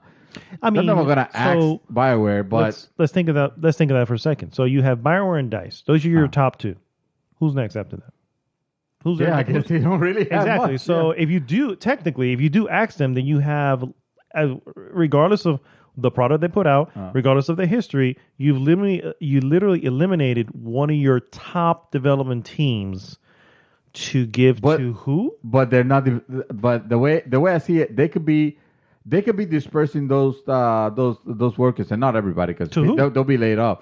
Other departments, other departments, even DICE themselves or whoever who are already run thin. And they will create another studio, but the BioWare name will be gone because they have done it in the past. No, I agree. But at some point, you can't. How do you say it? You can't. What is it? You can't cut the hand. Yeah, something to spite your face or something like that. I don't know. The point is, at some point, you cut them away, and you're literally left with your second and third tier. This is like and I hate to use football here. This is like your football team going, the running back who is not producing, or whatever, because he had a bad, couple games. We're gonna fucking trade him away, and we're just gonna ride this to the rest. And guess what? The rest of the team are a bunch of scrubs. So you literally just got rid of your best player because of whatever, and the team literally fails throughout because you don't have nobody else. Look how, but it can happen, because look how dumb was Microsoft, I know for it example. can, yeah, I know it can. Look how dumb was Microsoft. Microsoft cut a bunch of studios, and because they had nothing, now they're in a buying spree, right? I bet you they want Scalebound back. I bet you they do. Yeah. Who's to say that it will be similar thing with EA? Because EA has asked some of the most influential companies out there. I mean, they have produced great titles at some point. Mm-hmm. Look at fucking Maxis. You don't get rid of Maxis. Max created this freaking Sims. You're telling me, Sims are still happening, but Maxis, the company, is no more. True. So where are the Sims now? Huh? How are the Sims? Is the Sim the mega juggernaut that it used to be? No, the mega juggernaut. No, I don't think it is. It's still selling, sure. But I don't think. I don't think it was the mega juggernaut because of Maxis. Maxis fucked up big time with SimCity, and that's all it took. They could have created the Sim. They created the Sim. They gave it 2-3 Sims that sold very well, and because they fucked up on SimCity, they were like, "You guys are out." And the same thing with Origin, the same thing with Bullfrog. I 100% agree. So that's why I'm thinking, BioWare, you're not the darling that you think you are. You better do well for the DICE. Maybe I can see that happening because they acquired the makers of Titanfall. What is their name? Respawn. Respawn. Yeah. So it's like, well, if DICE isn't producing, I can see them getting cut because they have Respawn who can do some. Except that they might not use DICE for creating games, but the engine pretty much relies on it, because that engine, that Frostbite, that's DICE. But DICE is EA, so technically that's EA. So that's what I'm saying. Get going. You know DICE what I mean? Doesn't have to be diced, but you like it. Yeah. But it could be severely cut. Exactly. It could be like they don't have to make, next thing you know, the next Battlefield is actually done by Respawn or something like that. Yeah. And the remnants of DICE. And that's not to say the Respawn is their darling either, because guess what? The last Titanfall, which was amazing, was one of the best shooters out there. I would agree. But and I'm not even a big shooter fan, but I would agree, and it was, frankly, you know what? In my head, I would put it second to Doom. Yes. You know what I'm saying? Yes. Doom, I remember 2016. In 2016, and I remember making that same argument. I was like, man, Titanfall would have been my game of the year.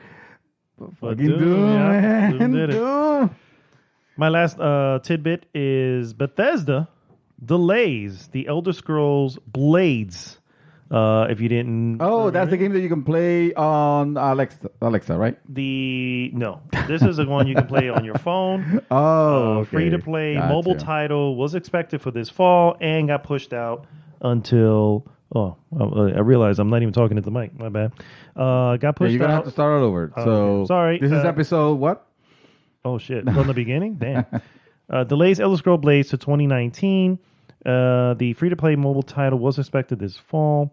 Unfortunately, it will skip the fall. So that's that was it. That was the last little niblet that I had. All right. You left it at delays, and I'm going to continue it at delays because more delays. Unfortunately, Path of Exile's PlayStation 4 version is delayed, and I'm going to tell you why. Because it sucked. No. For those who don't know, Path of Exile is a Diablo type game. I hate to describe it as a Diablo because Diablo is not the genre, but I forgot to what At this that point, Diablo it's is defined called. the genre. So Some people call it an ARPG. I don't know what the A stands for. Anyway, the thing is, Action? if you action RPG, yes. No, I think it was something else. But anyway, let's call it action. Yeah. Because that's pretty much what it is. So it's that gameplay, that isometric view of your hero, and you're just whacking at enemies, and you get some story yet, but for the most part, it's all about killing the enemies that come in your path and getting loot. Makes sense. Killing the enemies that come in and getting loot, and navigating through to dungeons, to on the overworld. I mean, they're fun. Obviously, I like Diablo. I like Path of Exile. I think of Path of Exile when Diablo was it was making itself more accessible. Path of Exiles was going the other way. They were like, fuck that. We're gonna be as hardcore as we can make this game's being. And when I say hardcore, I don't mean hardcore in the sense of it's unplayable. It is very playable, but it has a lot of like crazy intricacies that if you really want to dig into them because you're interested, that's when you start watching YouTube videos and reading stuff. Not that you have to; it's not a requirement. You can still play it. You can still beat the whole thing and be fine with it. Also, the benefit is Path of Exile was free to play, but it was a full game where the monetization of it was the first example that I recall of monetization done right. Everything. It was one of the first games that I recall making the things that they were selling completely cosmetic.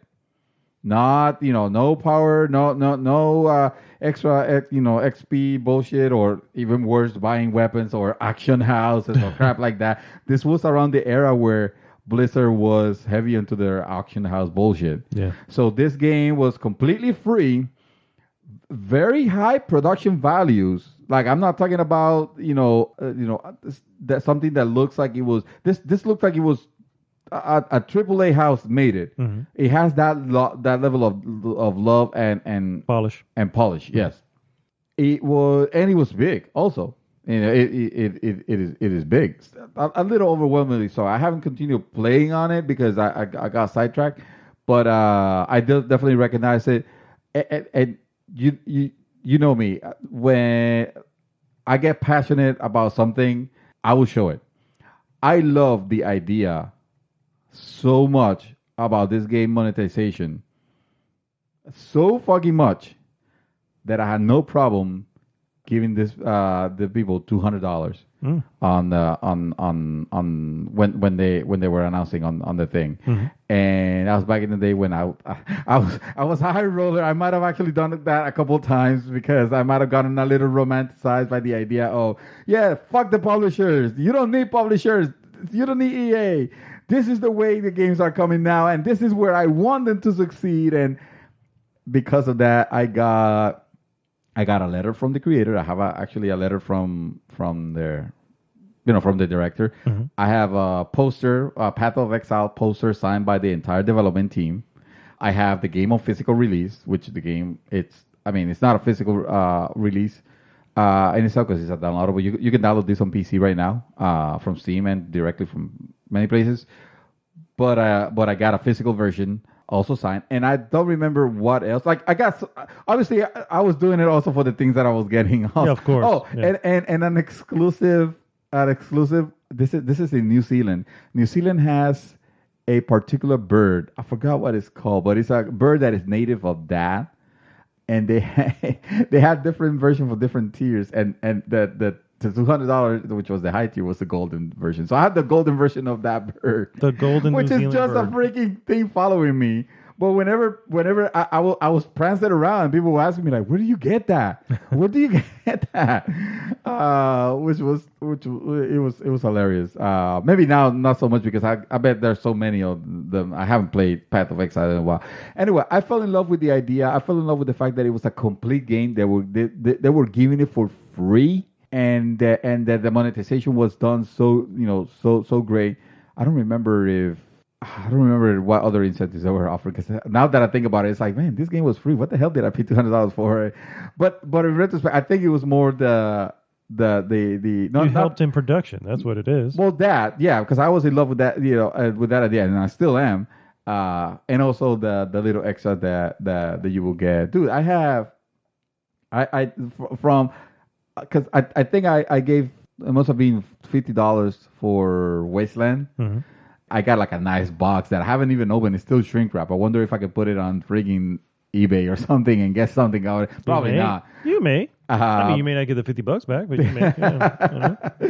But you get $30 for it. It was just the idea of this developer. The idea of these developers are making their stuff.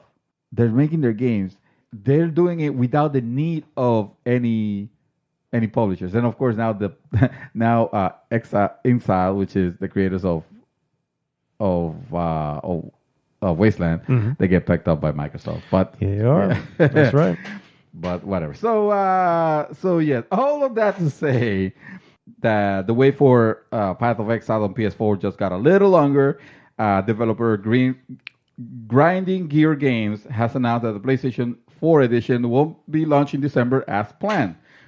In a blog post, the developer apologized for the delay and explained that the studio, quote, underestimated the amount of work that it would take to finish the certification process during their busy Christmas period, end quote.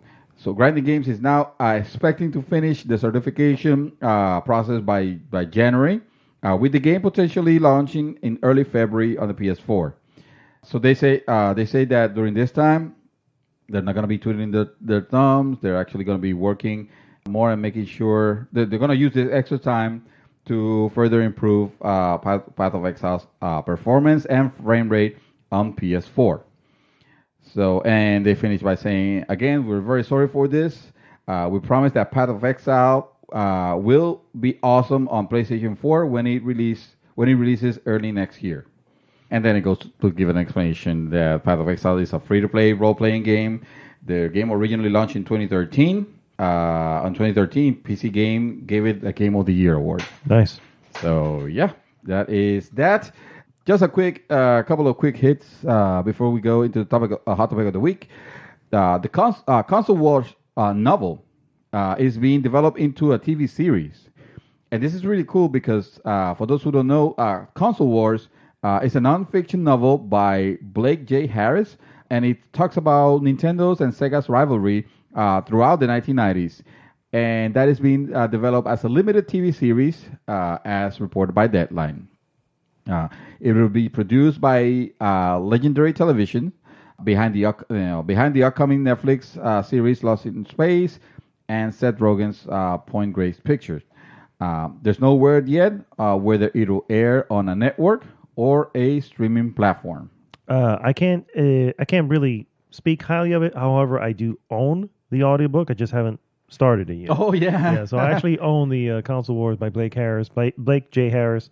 And I bought it because of so much of the highly, I mean, for gamers. This is especially for ones who lived through the Console Wars. Mm-hmm. Oh, this is the one to have. So I'm like, actually, thank you for reminding me. I have that. You didn't.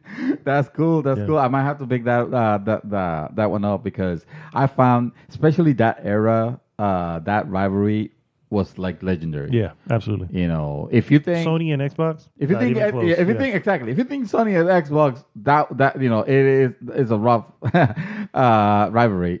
Boy, let me tell you about the big war. Yeah, exactly. Of 1990s. In other news, and this is actually very important. Actually, I feel like I should have opened with this one. Loot boxes are being investigated by the U.S. and Australian governments in themselves. So the United States FTC, or Federal Trade Commission, is committed to investigating video game loot boxes amid concerns on how such systems might enable and encourage children to gamble. U.S. Senator Maggie Hassan, a Democrat from New Hampshire, encouraged FTC Chairman John Simmons to investigate loot boxes during a congressional oversight committee, and that was 2 days ago, on the 28th. The ESA, which represents the video game industry's interests in Washington and organizes the E3 every year, believes that loot boxes are not gambling, and previously said that it would like to see video game industry self-regulate when it comes to loot boxes. Meanwhile, some politicians would rather see laws made against loot boxes. A politician from Hawaii, Chris Lee, is trying to make a law that will limit the sale of video games with gambling-like mechanisms to people under 21. Lee told GameSpot, not the store, that he was aware of ESA lobbies being flown to Hawaii to try to stop the conversation about loot boxes from happening. And then in Australia, Kotaku AU reports that the Senate inquiry into loot boxes will move forward this week. The Senate recommended that the federal government in Australia enact a, quote, comprehensive review of loot boxes in video games, end quote. Conversation around loot boxes heated up at the end of 2017, last year, if you guys remember, in the wake of EA's Star Wars Battlefront 2. Thank you, EA. Thank you, EA. For a brief period of time before the game's official release, the title allowed players to spend real money on loot boxes that could potentially include items that impact gameplay. And of course, you guys remember the rest. There's also some talks about, there's also, you remember, same thing figuring with Overwatch. So it is clear that the controversy and debate around loot boxes is not going away anytime soon. Mm-hmm. Sir, if I am allowed to get on my seat here and talk 2 minutes, which will probably be 5, about my opinions on this. Loot boxes, and this is David Santos talking. That has nothing to do with GG or the group or anything like that. This is my own opinion. This doesn't even reflect the opinion of Mad Dog over here. We might be in complete opposite seats for all we know. I don't really care about this. To me, it is unfortunate, but I have to admit that I have seen the game industry create new and mischievous ways, scary ways to try to encourage people spending money on their game. Well, granted, they're a business, that's fine. This is not me lobbying for government regulation of loot boxes. If it was up to me, I will agree more with the ESA on the side of, hey, maybe the game industry should self-regulate. The problem is that I do not trust the game industry to regulate because they have not demonstrated that they're mature enough to put some, other than putting some tiny label that says, this contains elements of whatever that was that warning that purchases, didn't, does not specifically say, hey, this is a gambling mechanism, because that's what it is, in my opinion. At least we have had topic of the weeks where we talk about this.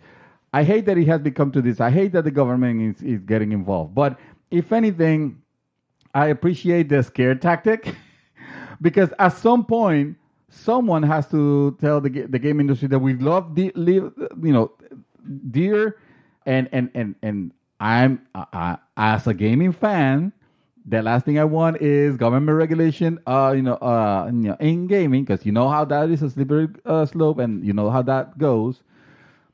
And this is tough love, but I think that should be a little bit scared straight, because that shit was going out of control with the games literally no longer presenting themselves as games that you could play. It was literally presenting themselves as games that will play with your will and with your desire to spend money, on it without even putting some sort of like age bracket or something that could be done to avoid having children, which just because they're children, by definition, I guess in the U.S. is anybody under the age of 18, right? That's what it's considered. Mm-hmm. All right.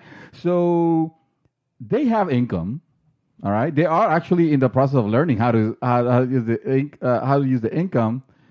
I don't think this is the market that should be put into. Hey, spend money over here for a chance to get that digital good that you want. You know what I mean? Mm-hmm. So yes, it sucks that it has come to that it has come to government agencies looking into it. But if it makes the companies go a little bit back, like say for example, look at EA with Battlefield 5, they pulled that shit back so hard that you got to look for that fucking store. You got to be looking for that store because it's not something that they throw in your face. And if more games go that route of trying to, or either that or present you the stuff that you're getting. Don't make me spend for a chance too, because that's the problem. The problem is not DLC. The problem is not microtransactions. Well, microtransactions is another problem if we want to go into that, but let's not. Because that's not the hot topic.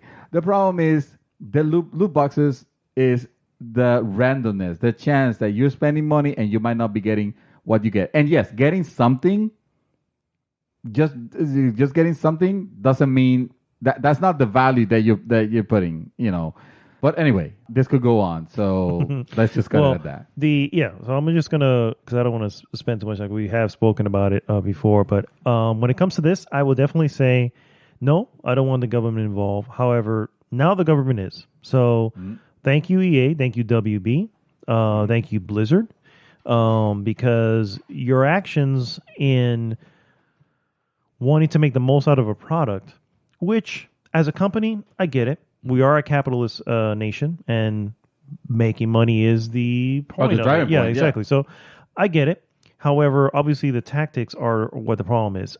There are two possible things here that are probably the worst case scenarios. Two worst case scenarios. One, they do find it to be gambling. You know what I mean? And they say, hey, you can't do this. And then they start to scrutinize all the other things that they possibly do, which will screw them even further. Screw the gamer, because now, who knows what's going to happen to the games that you got to have a license to play exactly. Games. So, who knows what ends up happening in the future. So that's one scenario when they do find it. Worse is if they don't find it to be gambling.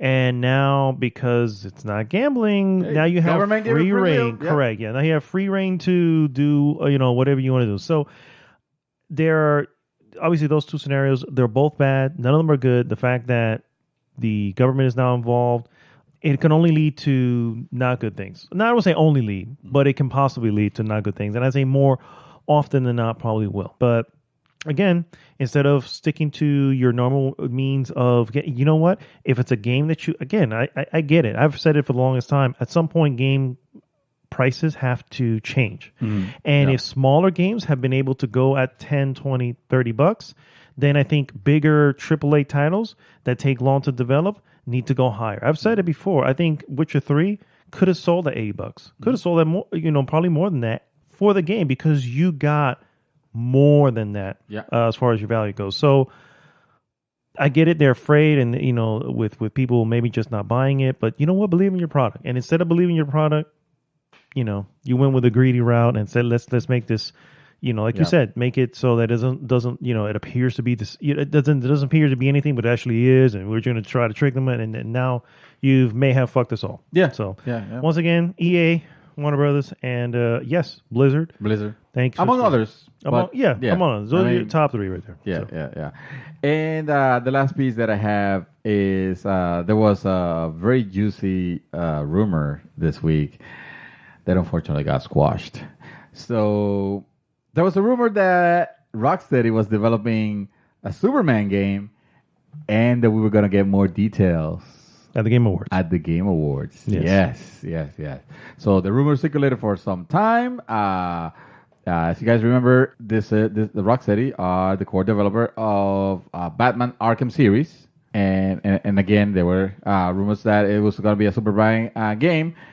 Rocksteady has come out and said no. I'm trying to find actually Rocksteady game director Sefton Hill tempered expectations on Twitter, stating, quote, look forward to hashtag the Game Awards this year. We're still hard at work in our development bunker, so don't expect any announcement from at Rocksteady Games. When it's ready to show, you'll be the first ones to know. Spoilers, it's not Superman. That was the last part was the heartbreaker. I mean, I don't know if it's a heartbreaker. Well, I would love to see what they would have done with it. Yeah, but, that's the part where when I heard this news, it was exciting because I mean it was kind of like it almost sounded like the logical step after, hey, they did a really good Batman game. Not that they haven't been good Batman games. There have been a few. Mm-hmm. There have been a few, yeah. The NES being my favorite one. Doing it so well, or at least on Arkham Asylum and Arkham City. Also, I'll give it to Arkham City. Arkham Knight had its moments too. So, Arkham Knight had, I guess, and its bugs too. And let's not talk about Origins. Whatever the hell was that thing? And that was not them. yeah. Fuck that game. So when I heard, I mean, and obviously Superman is a different. We have discussed this many times before. It's a difficult character. It's a different beast. Yeah. To try to make into a game because I mean he is supposed to be super powerful, super strong. Who is his contender? Obviously, you don't have to be someone from outer space, probably Darkseid being the obvious choice here, of course, and stuff like that. But still, it was Rocksteady, and I like what they did with the first two Batman. I was looking forward what this could have been, and there was a very early. I want to say a few years back, there was a video floating around. Might have been fake, and now in retrospect, I think it was. It probably was, yeah. It probably was. Of a shaky cam screenshot of a game, and it has the portrait of Superman, but it didn't look like it was, Injustice or anything like that. Mm-hmm. It was actually the tagline was that this was at Rocksteady Studios, So everybody's like, oh my God, yes, it's happening. Yeah. And I think actually that's what you posted when I posted in the news. You put like, it's happening. Yeah. Well, I mean, I was, again, if they were, because the whole deal is the rumor came out, then the rumor came back. But the rumor came out, nothing happened. E3 came and went. We didn't hear anything. We didn't see anything. No Superman. Then the rumor came back. And it's just like, oh. If the rumor's back, it's got to be it. Nope. And not only is it no, it's confirmed no. It's confirmed no, yeah. As confirmed as can be, I assume they're not lying. Yeah. They could also be lying, but there's a very small chance. You don't lie like that, though. It's exactly. Realistically, I still am excited to see what Rocksteady is going to do. Fine. If you're not going to do Superman, I understand the difficulty behind it. Yeah. To make a game that makes sense. Yeah. I think I heard somebody make their pitch for it, and they made it sound more of like a Telltale game. You know what I mean? I was like, yeah, I can see that because telling the story probably a little. It could be easier. dramatic. Yeah. It could be something. So, but is that what we would have wanted though? Probably not. No. Yeah. I mean, Superman fans would definitely because you're a Superman fan, but outside of that. Probably not. You know what I mean? So it would have been unfortunate. But hey, it is what it is. Yeah. The burdens of being Superman. Yeah. Thank you, Clark Kent. Anyway, guys, that's it. That's it for the news. We're going to take a quick break, and we'll be right back with the hot topic.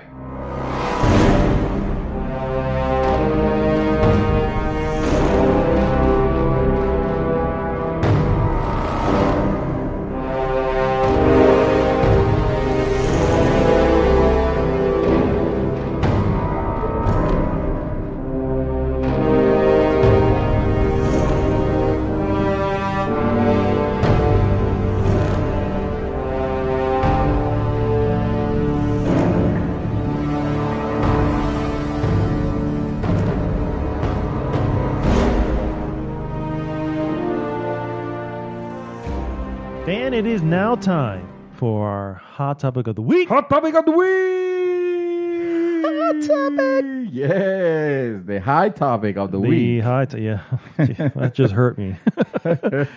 Hot topic of the week, guys. It's actually a new low. It is true.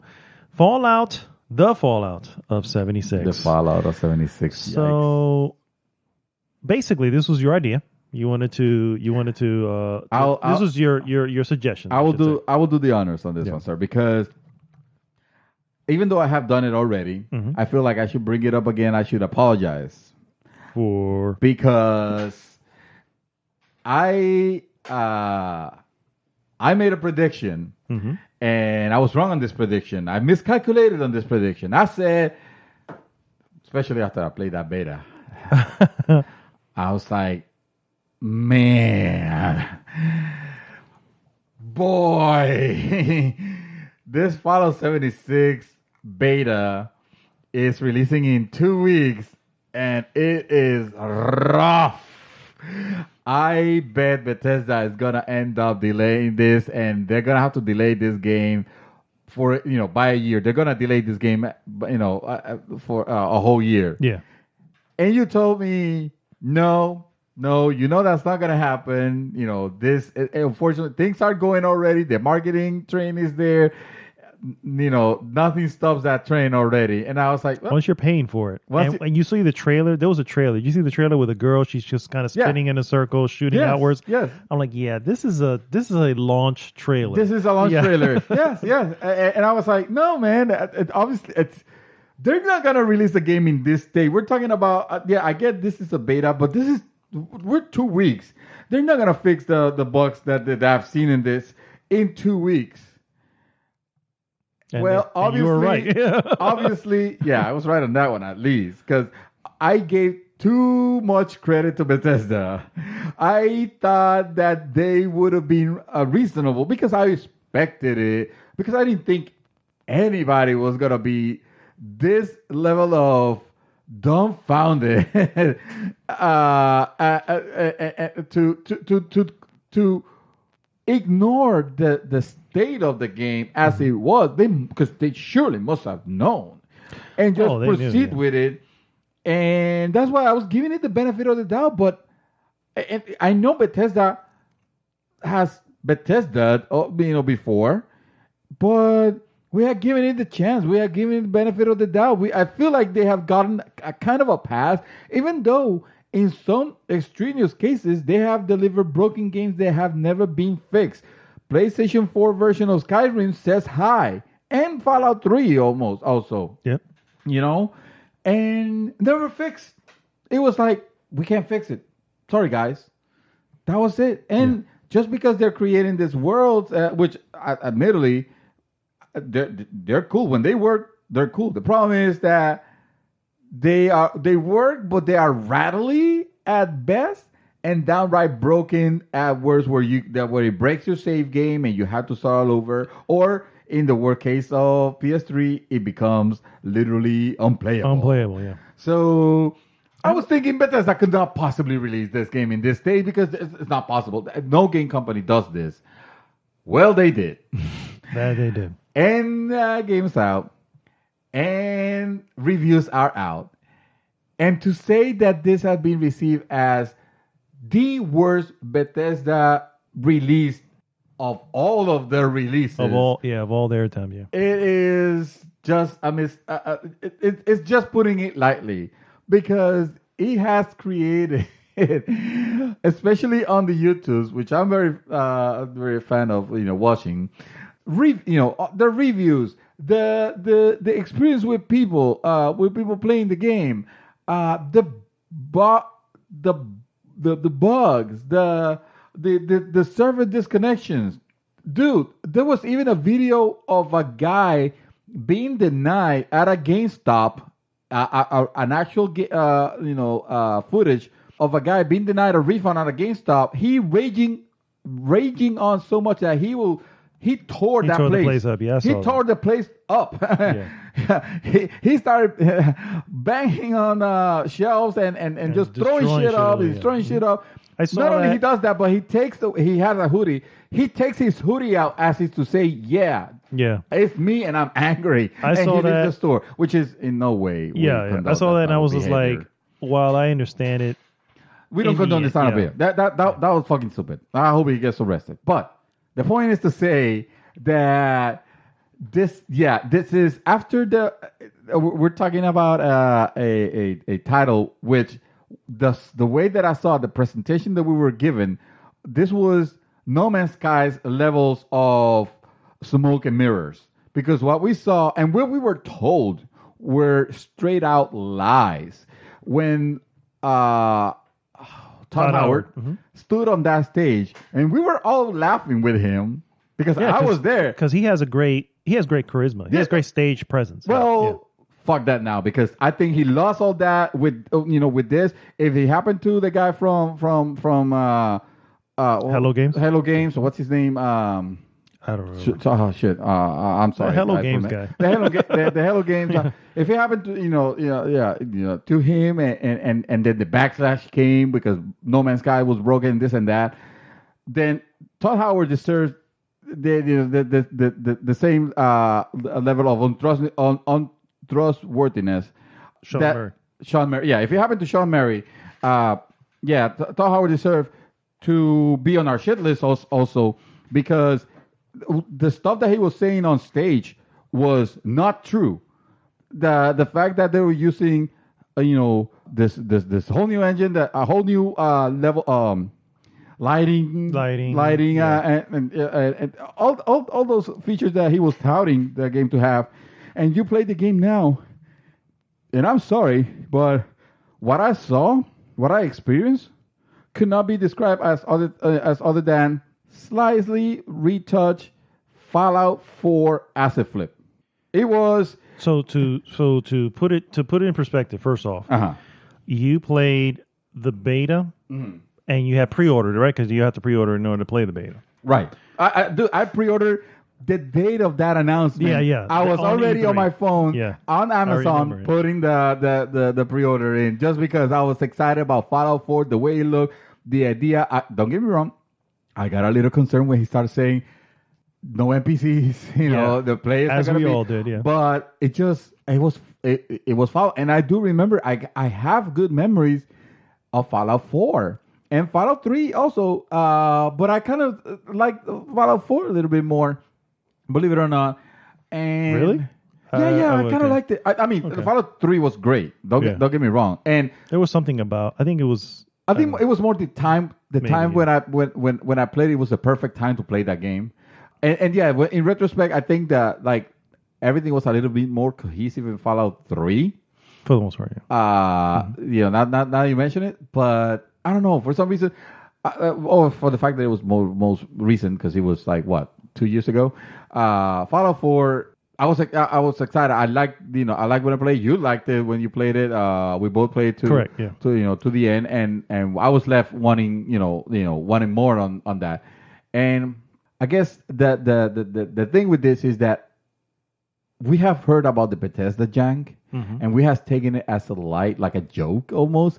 And even Todd Howard even joked about it on stage that time, and we laughed with him. We were like, he was like, some might say we released, our games are, a little bit buggy. A little bit buggy. Yeah. Did he say buggy? Maybe he said janky. No, he said buggy. He said buggy. I replayed it. Okay.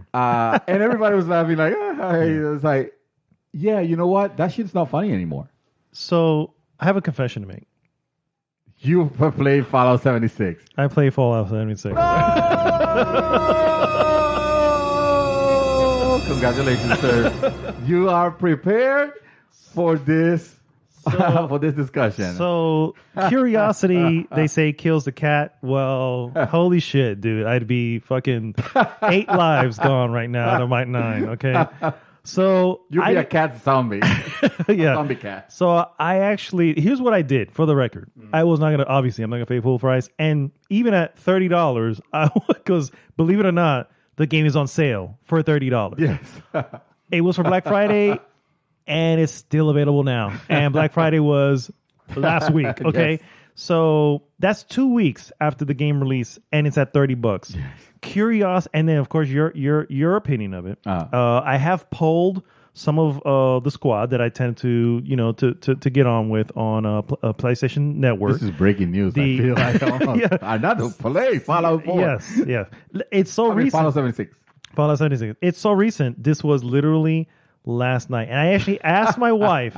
I said, "Honey, for the purposes of research, I need to play this game. And Can I know I buy this is this game? this is not necessarily saying this is. I'm not saying I need to do this for the next 5 days. It's just normally I wouldn't do it. And this wasn't. But luckily for her, luckily for me, I should say, she had to do like major homework and all that, right?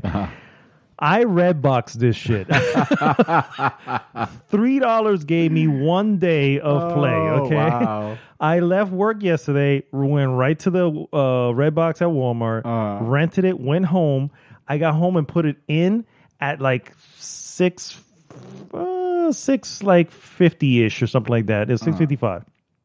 Got literally just threw it right into the thing. An hour worth of download because I had to wait for the fucking 50 something gig patch. Because you got the disc. Yeah, you got the disc, but you downloaded the whole game again. I put the disc in, and it literally said zip. Like normally how it has that little bar that goes up when you first put it. Dude, it's the fastest I've ever seen it go. I'm like, holy shit, that was it. It's downloading the downloader. And then the moment I go to start, it goes, oh, there's a new version. I'm like, nice. And then I do it. It's like 50 effing gigs of a patch. Okay. Wow. And I believe this was the day one for the record, because this is not the most recent one. Yeah. Oh shit. So I was able to finally log in it was at 8:03 to play, and I played it until about 12:30. Okay. Oh wow. I got 11% on trophies. So I even took pictures of it because I was like, I need proof because I don't want people thinking I'm just half-assing this. 11% on trophies. Shit, look at that. Okay. It is part of your trophy list. Unfortunately, and I cannot get rid of it now. Unfortunately. So for the record, I also, before coming here, I put it back into the thing. I was like, I'm not paying another day for this shit. So let me tell you about my experience in Fallout. Yes, you know what? This has taken a turn. Yes, let me tell you about my experience.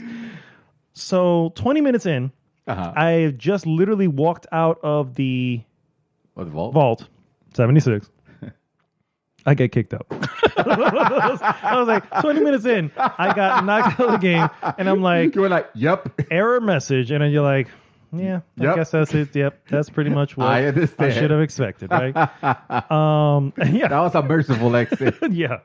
So here is my long and short, because I'm not going to spend too much time. No, please. No. Take as much time as realistically, everybody's heard. I'm not going to go into detail about bugs. You know the bugs. You know what I'm saying? Right. I'm not going to go into that. I want your take though, and I don't want it rushed. Okay, fair enough. I'm not going to rush through it. So I don't even know where to begin. Where do we begin with this freaking game? First off, I ran into bugs. Okay, I didn't run into a lot in this again about 4.5 hour gameplay session. I only got kicked out once. I never saw. You saw how you. I've seen this online where you got these T-pose guys coming to attack you. Okay? Yeah. That never happened. It was regular. They were moving normally. However, they still look janky as shit because this is Fallout 4, which Fallout 4 was Fallout 3. Okay, so this is which was Oblivion, which is the same one. Yes, exactly. This is Gamebryo. They might want to call it the creation, whatever. Yeah. No, this is Gamebryo for more than 10 years ago. Correct. Actually, probably going into almost 20. Yeah, almost. I would agree on that. This is the Morrowind engine. Yeah. So that is my experience with it. So here's the truth, okay? Because if I really did enjoy it, I don't think I would have made it that far. But I was like, you know what? I'm going to push myself as far as I can go, okay? Because I only knew I was going to rent it for this one day, and I did find myself saying, this is interesting. This feels like Fallout at moments. Okay, I ran into certain settlements, and you go there, and then you use VATS. And I use VATS, and I get it. VATS is stupid. Okay, VATS is basically an aim assist. It's an aim block. Yeah, it's an aim assist, and not a good one either because it goes from 100% accuracy to 0. At the most because moment. Nothing slows down. Yeah, so it's this constant whatever. Yeah. So I realized I have to shoot people like right in front of them so I can get 90%. You know what I'm saying? Because which defeats the whole purpose of having VATS in the first place. Exactly. So that was ridiculous. However, I still find myself using it, and it worked when it was single off people. It didn't work when there were groups, obviously. However, the shooting mechanics were, I think, worse than Fallout 4 had a little improvement with the shooting mechanics from Fallout 3. Yeah. This went backwards and past Fallout 3. Now we're back at Fallout. Wow. You know what I'm saying? This is worse than Fallout 3. So it's like if you're not using VATS, which again, VATS, we're going loose. We're playing loose with the term VATS here. VATS was the reason. The shooting on even Fallout 4, I would argue, was never great. So VATS was the reason to use. Yeah. Like that was a justification to use VATS. It's because, hey, this shooting is unwieldy as fuck, and I just want to kill this guy and move on. Let me just pause, select the part of the body that I want to, that I have more chances of hurting, and look at a nice little cutscene almost, It was of the exploding head or whatever. Yeah, exactly. So you don't get that here. Obviously, you don't get that because this is, again, a live game. I did run into some people.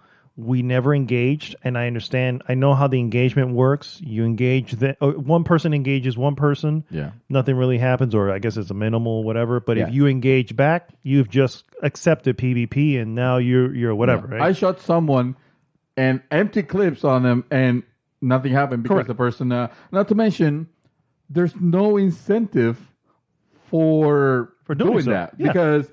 It's almost penalizing because let's say I engage in combat with that person and I manage to kill him. That person will immediately respawn right next to me and kill me just so that I will respawn next to him and kill him. And it'll become a point to where until one of us will get tired of, Which is exactly what they want. Yeah. They're just like, obviously you're going to get, because it doesn't do anything. There's no benefit to doing it. There's no benefit to getting you get a, what do you call it? An outlaw level, a wanted level. Level, exactly. You get a wanted level, but it does nothing. So what I enjoyed about it was the moments that felt like Fallout, which was the world, moving on the world, right? Yeah, you're exploring these little settlements. Yeah. And you're just looking through stuff, seeing how things were. When you find bodies and half of them are blown away, and you're like, oh shit, you can see what happened here when it happened. Yeah. Going into the buildings. Which is what Fallout always had. Yeah. You know what I mean? That was great. But Fallout have people, though. Fallout does have people. Yeah. And after the majority of my session, I'm going, this is a little too desolate. You know what I'm saying? It feels very lonely. Yeah, it's just like there really isn't much going on. And then you have you find the audio logs, you put them in, and it introduces a new mission. One of them is like, we need to fix something about a radio tower, right? So, and I go there and I'm going, who am I fixing this radio? Seriously, it becomes your thing to fix the radio tower. Who am I fixing this radio tower for exactly? The person who died at the bombing? Because the person that is dead at the radio tower. The radio tower. It's like, who needs this radio tower now? Is the question. You know what I'm saying? So the mission structure feels like it's like this is going to lead to reasons to explore. That's really what it is. Is that missions were made for reasons to explore. Let me just send you here. Correct. So kill 10 rats. Or they're actually these what do you call them? Scorched, which are rat scorpions Actual, they're like the people. Oh, they're rat. Yeah. But they have guns and they fucking shoot back at you and all this stuff, which I found interesting the first couple times. Afterwards it's like these are just fucking fodder at this point. You know what I mean? Yeah, because the AI is super dumb. And the other thing is they respawn, which obviously is normal in a multiplayer game. But I'm going, I have to do things in there and come back here, and so I'm constantly fighting things on the way, losing health, don't get me started on the fact that you have to worry about your health and your hunger, your yep. thirst. Those are elements in gaming that I have never appreciated. Yes, the maintenance. Yeah. Say what you want. Red Dead Redemption does have that. It is not so in your face. Yeah. Okay. So basically, to say my experiences, there were moments where I was enjoying it, but as time went by, I realized I'm not really enjoying this much anymore. Like, it was cool, but I want to see the next thing. Where's the next? And the next story is another audio log. All of it. It's another audio. It's like, okay, well, this isn't engaging. There's nothing engaging about this. Graphically, there were moments where textures didn't load. Mm-hmm. There were moments where it looked beautiful. And when I say beautiful, I mean Bethesda beautiful, which really isn't beautiful. Yeah, it's as beautiful as you'll get from that engine. You know what I'm saying? Yeah. So it's pretty. I didn't have the sun rays coming out of the ground like I've seen in some videos. The sun rays were literally coming from the trees. Oh, okay, well at least it's angled correctly. But it would blur. It would be like I can't see. I can't literally see. So there are a lot of problems with this game. Like you were just mentioning before I started this, is I don't understand what my biggest. I find it fascinating because I don't understand what Bethesda wanted to do with this game. It almost, because I didn't play with anybody. Like I saw people there, and we never hooked up to do anything because they were like levels ahead of me. You know what I'm saying? I was like, no, because of whatever. However, how does it work when you do? You know, and I don't know if you did, but my thought is, okay, so let's say you and I go together, right? You find an audio log. Do I hear that? Can only you hear it? So, or do I want to hear it and try to get the lore while you're my talking? friend is talking to me, yapping away? Yeah. So I've heard and read a lot of people enjoy the game playing it solo. So if that's the case, what the fuck is the point of this game being multiplayer? Yes. You know what I'm saying? That's why it's like, if people are enjoying this because of the desolate nature of the game and the fact that it's all this, it makes no sense to make it. You know, so it's like I don't understand. I don't know what it was other than like if I go to, so here's my final, not my final, but what I'm closing on as far as this. The only thing I can point back to is the same old why, right? Because if you use that as the answer, guys, for the record, the same old why is money. Money. That's always going to be the answer. So if you always use the answer as money, you will 99% of the time. Oh, well, shit, that makes perfect sense. That makes perfect sense. Yeah. Why do they do this? They needed to make money. Why? Because you have EA doing whatever they can do when it comes to online services with microtransactions. And they're bringing have Blizzard doing the same. You have Warner Brothers trying to do the same. You have Ubisoft doing the same, and I would argue they're actually doing it pretty well, except for this last one that you mentioned, Odyssey. Yeah. Yeah. But before that, for the record, Siege, is doing great. And, Rainbow Six Siege. Yeah, all of them are doing pretty well. Ubisoft. So this is Bethesda going, you know what? We need to have like these. Yeah. What do we have? ESO's running. That's the first one they stepped on.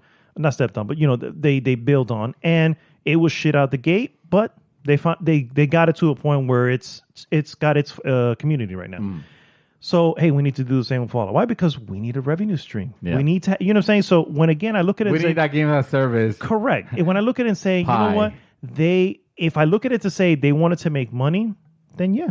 I know why they did this. Yeah. But the problem is, they seriously, I mean, I don't even want to say they half-assed it. I wouldn't be surprised if they didn't spend any money on this. You know what I'm saying? They could have literally just built on or wiped away everything from Fallout 4, made it 4 times bigger because they're adamant that this is 4 times bigger than Fallout 4. Yeah. Made it 4 times bigger.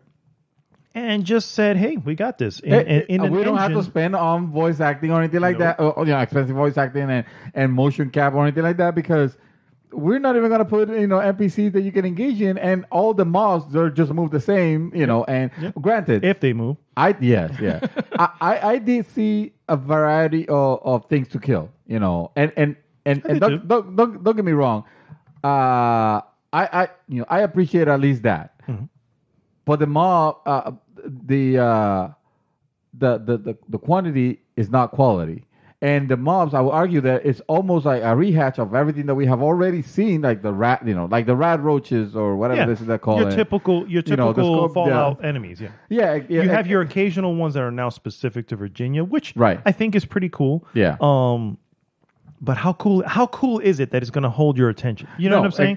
I don't think it's that big of a thing other than to say, hey, we're in West Virginia. And this is the argument that I've heard from from people that try to stand and defend the game, because I get spending the money and trying to get you fun and having fun. I don't argue that people don't have fun with this game, but the main argument that I hear everybody saying is like, well, it's a game. It's meant to be played with friends. This is a game that you enjoy with friends. That's the argument for Fallout 4. That is the redeeming value. It's a game that you enjoy with friends. For Fallout 76. Sorry. I will sit right now here and tell you that you can pretty much make an argument for anything and everything is more enjoyable to do with friends. It's almost I would actually argue against that for this game. Because for me, Fallout, the reason I love Fallout 3, okay, yes, it was quirky, it had its bugs, but the reason I love Fallout 3 is because of the desolation, the interesting people that you met, the interesting groups, cities, and even better, the interesting scenarios that it puts you in, okay, which you're not going to get from here because there are no NPCs, there are no factions, there's nothing here. You doesn't even. Or the factions are coming, but they're going to be other players which never behave. Number one, never behave like the way that they don't role play. No, that's what I'm trying to say. Yeah, I know what you mean. Yeah, it's not the same thing. So you'll have wars. Oh, good. That's a fucking multiplayer shooter game. And you can't really have anything that is standing. You know, let's say a lot of people role play. Well, that's great, but you're putting 24 people per server per instance. I think it's but I think 24. Yeah, I think it's like 24. Yeah. So that's not. That is not. You can. So it's 12 versus 12. You can make it's two factions, basically. Yeah. Or four of four. Yeah. Or no. 4 of 6. We don't know how to do math. That's fine. That's my argument. You cannot have a cohesive, permanent universe with only the same World of Warcraft where you have, hundreds of players on the same server. You have 24 people. All those 24 people, 15 of them are just, casual going around, just playing around. They don't care about doing faction shit or anything like that. They're just doing their own thing. Yeah. The other ones are, they have like their moms or their wives or girlfriends talking on the back, or yelling and screaming or that I didn't have, and I don't know if it's been improved. However, I walked by several people, didn't hear anything. I had that. Mm-hmm. I had the situation where I heard someone talk and their talk was completely irrelevant to what the game was. Of course. And, talking to the background. Exactly. And I also heard people having the same issue in the character creation screen. So, which is... We're not even in the game yet. You're not, exactly. You're not even supposed to be instance yet, but yet you are hearing these people because the game doesn't have yet, or I guess it's coming with a new patch, a fucking push to talk. It's like, it's open mic season for everyone and everyone. So I'm guessing who I had, and again, this is one play session. Like I said, it's only spent a few hours. None of them had their fucking mics on. They're like, nope, I don't, because they were high level, right? Not high level, but they're higher than me. So obviously, they knew what the deal was. They're like, nope, fuck that. I got that shit, and it was annoying. And like I was saying about playing with friends, that is, if you're having fun like that, that's cool. That is not what I'm looking for on this type of game. Like I will, if I have friends, playing with me, I would love to have the option of just one button mute everything, just so that I can get the lore. If it was worth getting, because people say, "Oh, the game has story." No, the game has no story. The game has lore. The game has all that you get is just lore. You don't get story because there's not plot. There's not, there's not anything. You're just walking around. Literally have no influence on those recordings. Yeah. So if you don't have no influence, you're just you might as well just read it. It might as well be that's like saying Destiny 1 had story. It has story. It has an intricate story because it had the freaking Grimoire. Yeah. Exactly. Which is not a story. That's just lore. Exactly. Yeah. It makes no sense. Another thing with the push to talk is that I saw on the news, it was showing there was a group of players that got banned. Yes. For yelling homophobic phrases at a group of players and harassing them. Well, that's great that you did that because that's not the community they want to foster and whatnot, and that was ridiculous, and that was out of line, and even the guy was saying like, oh, we were just having fun. I'm not gonna apologize for having fun and this and that, and it's like This is just normal stupid ass, young but dumbass entitlement. it goes to show that the more purpose why this game needs a reporting option, and it needs a mute the fuck out of someone option. You know what I mean? So the state of this game, bro, is incomplete. What you played, tell me that what you played didn't feel like an alpha. Well, in your case, you had a little bit of a better experience. It was still... I checked to say, oh, I wonder if a patch came in other than the day one patch. And no major patches come in. Yeah. That was just the day one patch. And like I said, shortly thereafter, I got kicked the fuck out of the game. 20 minutes in, I'm gonna go, okay, so I guess I'm still on that original. Oh, by the way, the promise was that you will never see a server. And what's the message that you get? You've been kicked out of the server. Server is disconnected or whatever. Yeah. So I want to quickly bring up some of the interesting scenarios that Bethesda has found in the sim. First off, they are already talks of lawsuits. Because you have gamers saying that they can't get refunds on a game. And while I understand it, it's, if you open whatever, it that's usually the issue. However, the game that you've put out, not only would I say it was alpha, I would even say this is early access. This is early access, and, absolutely. You know what I'm saying? This is an early access game, which, hey, if they would have come out and said this was early access, we would not have the big of issue because it's an early access game. But what the fuck is it doing commanding $60? Correct. Oh no, I get that. Yeah. If they would have said an early access game I guarantee you, even at $60, you have your fans who will do it. But you tell them what you're getting, and they will do it. You know what I'm saying? But early on. But if you don't say nothing and you make it sound like it's a good game, now I can understand why, because PlayStation doesn't allow early access games. Microsoft does because they have their own early access program. Obviously, PC does, but Sony does not. So that's a huge market that they will not be able to do. If they went early access. Hence the going back to the money thing. It's like, well, we don't want to cut this huge chunk out, so let's not call it that.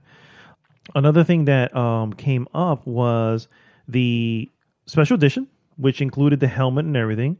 Got it egregiously changed the bag, a special bag, which looked legit too. It looked like a canvas, like it was a real, like a strong. Yeah, exactly. A nice, almost leather. You know what I'm saying? It was like it was a canvas. It was a canvas bag to satchel carry, or a bag. Yeah, like a satchel to carry the helmet. The helmet, a helmet. Cool looking helmet. For $200, and a cool looking bag on top of that. However, that got changed. And they got this nice little, I wouldn't even call it a windbreaker material. Dude, it's like nylon. Yeah. It was nylon. A nylon bag, which looks nothing like it. Ridiculously. No messaging from Bethesda saying, hey, unfortunately, due to, I don't know, costs. Oh, I'm sorry. You know what I mean? Sorry. Let me clarify. There was a message. It was given to someone that went into customer support and afterwards, them. Yeah. And then they explained actually just that hey, due to the high cost, and fortunately we decided to, and then they close with, at this time, Bethesda's not planning to do anything about it. Correct. Yeah. Nothing at all. That was like, I posted that because that is the most Bethesda-esque answer that Bethesda could give. It's like, hey, I just bought Fallout.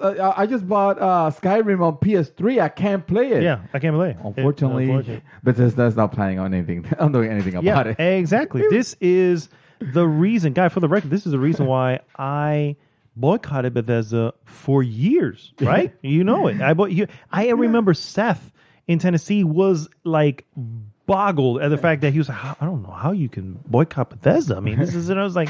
And to be fair, he not that he doesn't have PlayStation, he maybe had PlayStation, but he never played Skyrim on PlayStation. He was on PC. So I'm like, as a PlayStation guy, and I will say I'm a PlayStation guy. I don't own anything else. That's my console. You did not deliver a product to this console the way you did to others. However, you're still charging the same price. You didn't say it was going to be anything different. You didn't say anything was going to be issue with You're it. not offering refund or recall or whatever the hell. You're not. And when you try to fix it, you go such and such further. You go to a certain point and go, yeah, it can't. We don't have no idea what it can be wrong. fixed. It can be fixed. Sorry, guys.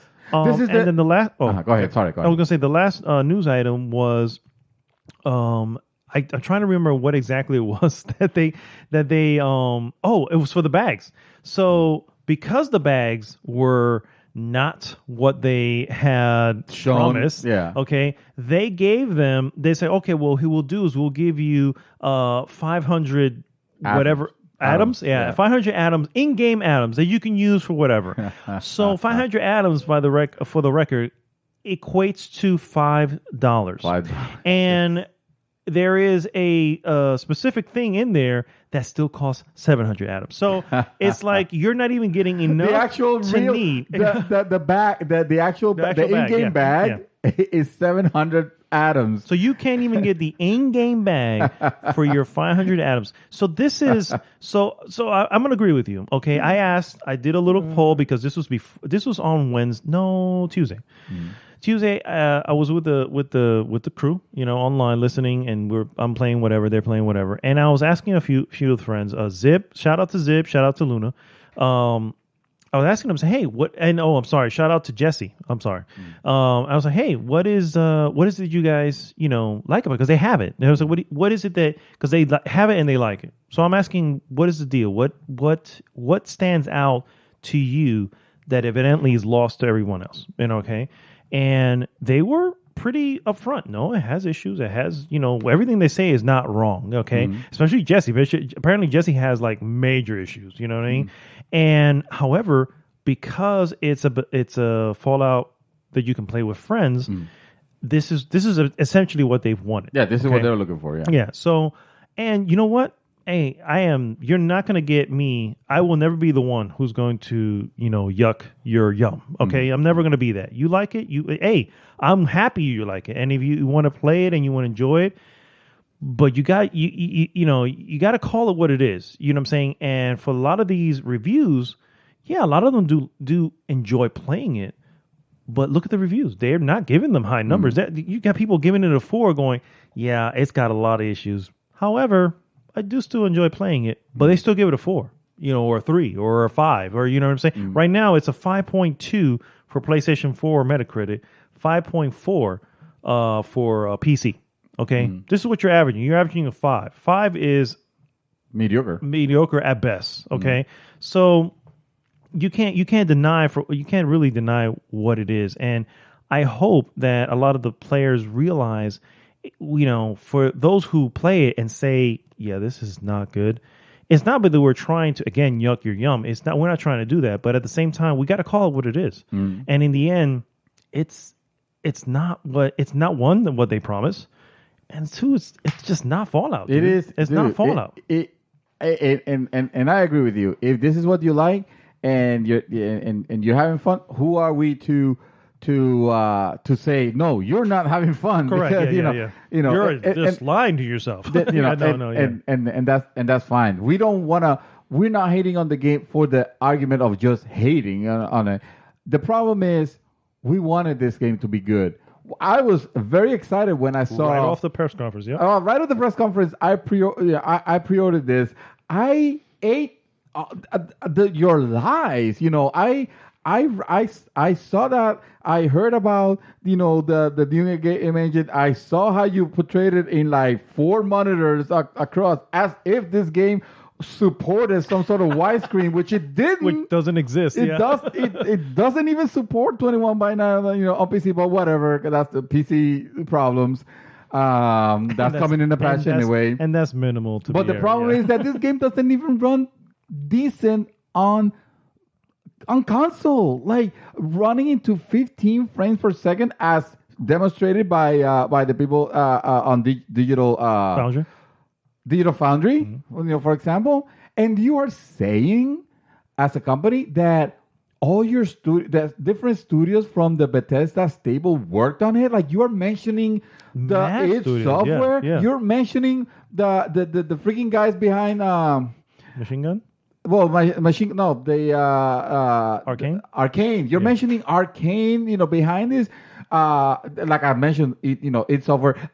The Cinemax Online, which has their own online game, and guess what? At least that game was crap when it came out, but it was not broken shit like this is. This is right down broken shit. It was just crappy, and it got better. And now I will argue that it is a good experience. I played it. I actually played it not too long ago, and I was like, yeah, I can see myself spending some time, some time with this. If it wasn't an MMO, an MMO, this is almost like this is giving what Skyrim didn't give me. You tell me all those companies worked on your engine and this is what they came up with? Yeah. Maybe that was the problem. Maybe you just had too many cooks, in the kitchen. I doubt it because I don't think this what I saw does not show in any way or capacity what any of those other studios, Arcane, id Software, Cinemax, what they could do. I saw none of that. They've literally blown them out of the water. What I literally saw was a fan-made almost Fallout 4 as a flip. Yeah. And it's upsetting because this is not what was shown at that press conference, from the get go, and to release a game in this stage, it is shameful. It makes me, and I've seen this sentiment from a lot of other people that I've seen on YouTube, and I agree 1,000%. It has made me very cautious, if not very jaded, about the possibility of Starfield or the next Elder Scrolls. Like right now, I went from being excited about those announcements to who cares? I'm not touching that shit until I see the actual reviews. Because you're saying that you're using the same broken ass engine. Fucking engine. Yep. You're using the same broken ass engine. Mm-hmm. So by that point that those games come out, that's a 20-year-old engine. Yeah, by the time you get Starfield, that's a 20-year-old engine. Exactly. And that shit will be sputtering at the game. Tell me, bro. Tell me this game could not have used a year more in the oven. Like it should. Honestly, dude, it doesn't it looks like a year would have been enough. I almost don't even want to give them the benefit of the doubt to say they even spent time on it. Okay, yeah. I almost want to say you pool all your resources just to pull as many of stuff that you come from Fallout, whatever, and put them into this, and just said, hey, just get it to where it's running. Yeah, and then we'll put it up. Yeah, I mean, literally, you could look at it and say that's exactly what they did, and the fact that they're so fucking silent on it. Yes, exactly. That's another thing. Exactly. It's like, say what you want about Hello Games. Shortly after release, while it was a short statement, they said, we've heard the complaints. We're looking to work on it, whatever. Yeah. And then they stood silent for a while, but they at least released that and said, we've heard what you guys said. We're working on it. Yeah. And they worked on it indeed. I mean, it took them some time. Oh, absolutely. But they released something. That actually leads to a couple questions that I have here. Sorry, sir. So first off, do you think that Bethesda can do sort of a Realm Reborn of this game? Okay, do you think that they can right the ship? You know what I'm saying? And do you think that Fallout 76 has a chance? I am glad that you asked that because that was one of the things that I was thinking of bringing up when we're gonna talk about this topic was anything but an actual remake, like redone, like scratch this crap, Final Fantasy 14 style, and remake your. Apologize for your plays. Make something like end this world, and the shit that you did with this lore. You know what? Just straight out retcon it. Because of course they messed up with the lore of the Brotherhood of Steel. They messed up with the lore of the mutated, of the mutants. Railroad and everything. All of that crap got changed just for the sake of this game. So just do away with all that and honestly, it'll have to be an engine change, which I doubt it. I doubt it. But this is the meteoric level It's pie of in the sky, commitment yeah. that they Yeah. but Square Enix did this, and they made a shit game really good. So it is possible. This miracle could happen. Bro, what they did with Final Fantasy 14 could. You saw the no clip on on it. Oh yeah, the no. It was yeah. nothing short of a miracle. Yes. That will be And the level of absolute true dedication. dedication. Yes, yes, yes. Which They were I like, you know don't what? see these We are people going- having. Me either. Which I don't see Bethesda Me having. either. Yeah. So next question: what is next for the Fallout franchise? Oh man, I don't think we're gonna see. This is gonna be like the Mass Effect Andromeda thing of we're not gonna hear Fallout for a while. This game's gonna be supported. That is definitely true, considering we know that the next one's Starfield. Oh, exactly. Yeah, and the next exactly. one, This is not a big revelation. Yeah, exactly. I'm not breaking any news here.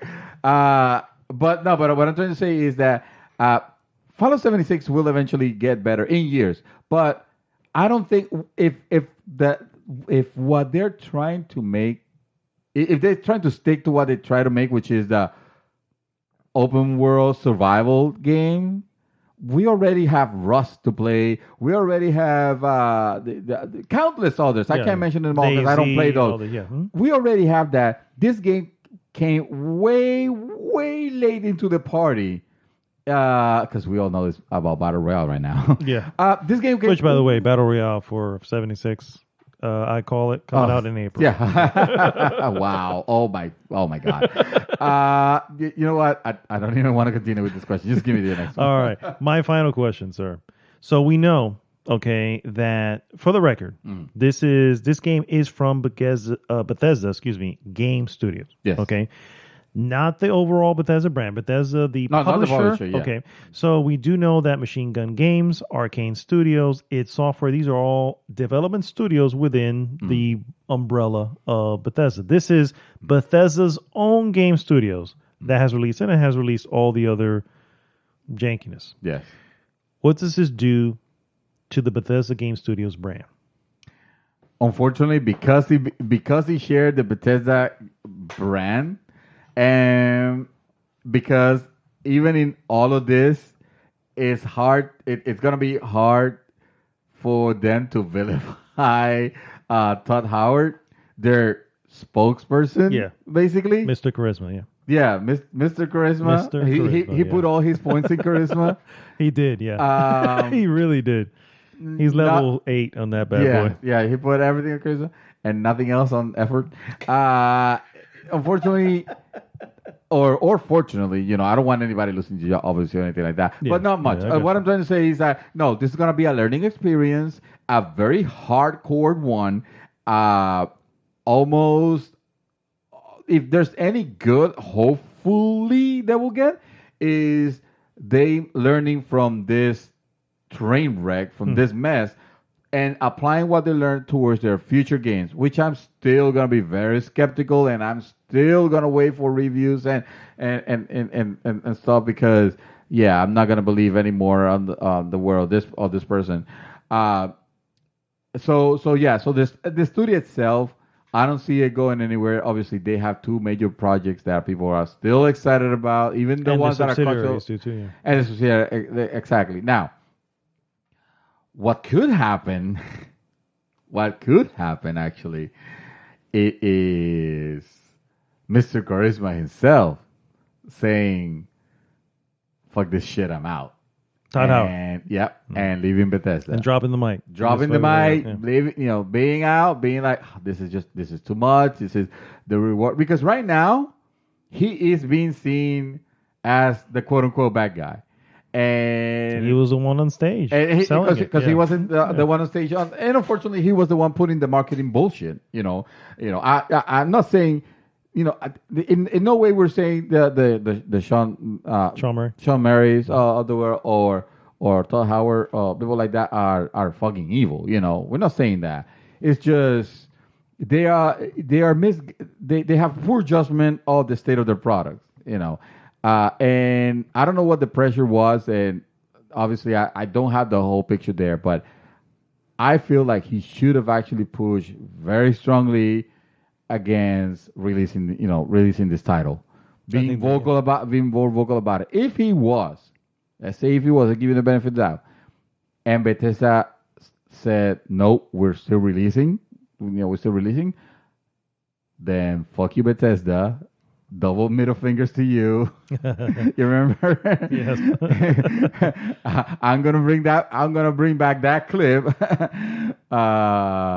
You are right now on the shit list, and goddamn it, you have to. You pretty much have Machine Games and id Software hostage. It's basically Activision, or EA with some of the studios. A little different. A little different. Yeah. But so here's I'm gonna just give you my final thoughts on this. So, and they're a little bit dire. So, just brace yourself. Well, it is a desolate. It is a desolate situation. Nuclear wasteland. What they have left. They sure have of this IP. Bethesda, in general, the company. Okay, I don't know if you know this. They don't have shareholders. This is a privately owned company, so they don't have to adhere to anyone's demands or shareholders. They have to worry about all that. Cool. Which is freeing when it comes to a company. However, it also explains what happened to Skyrim on PlayStation 3.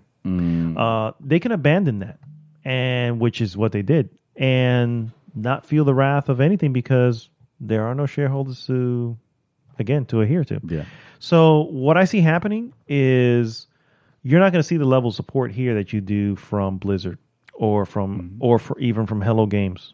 And shout out to Hello Games. Again, granted, they're a small company. They really had no choice if they ever wanted to do anything. So they stuck to it. They improved it. And here they are. They're flourishing. They're nominated for a Game Award. Yeah, they're awesome. Really good. Yeah.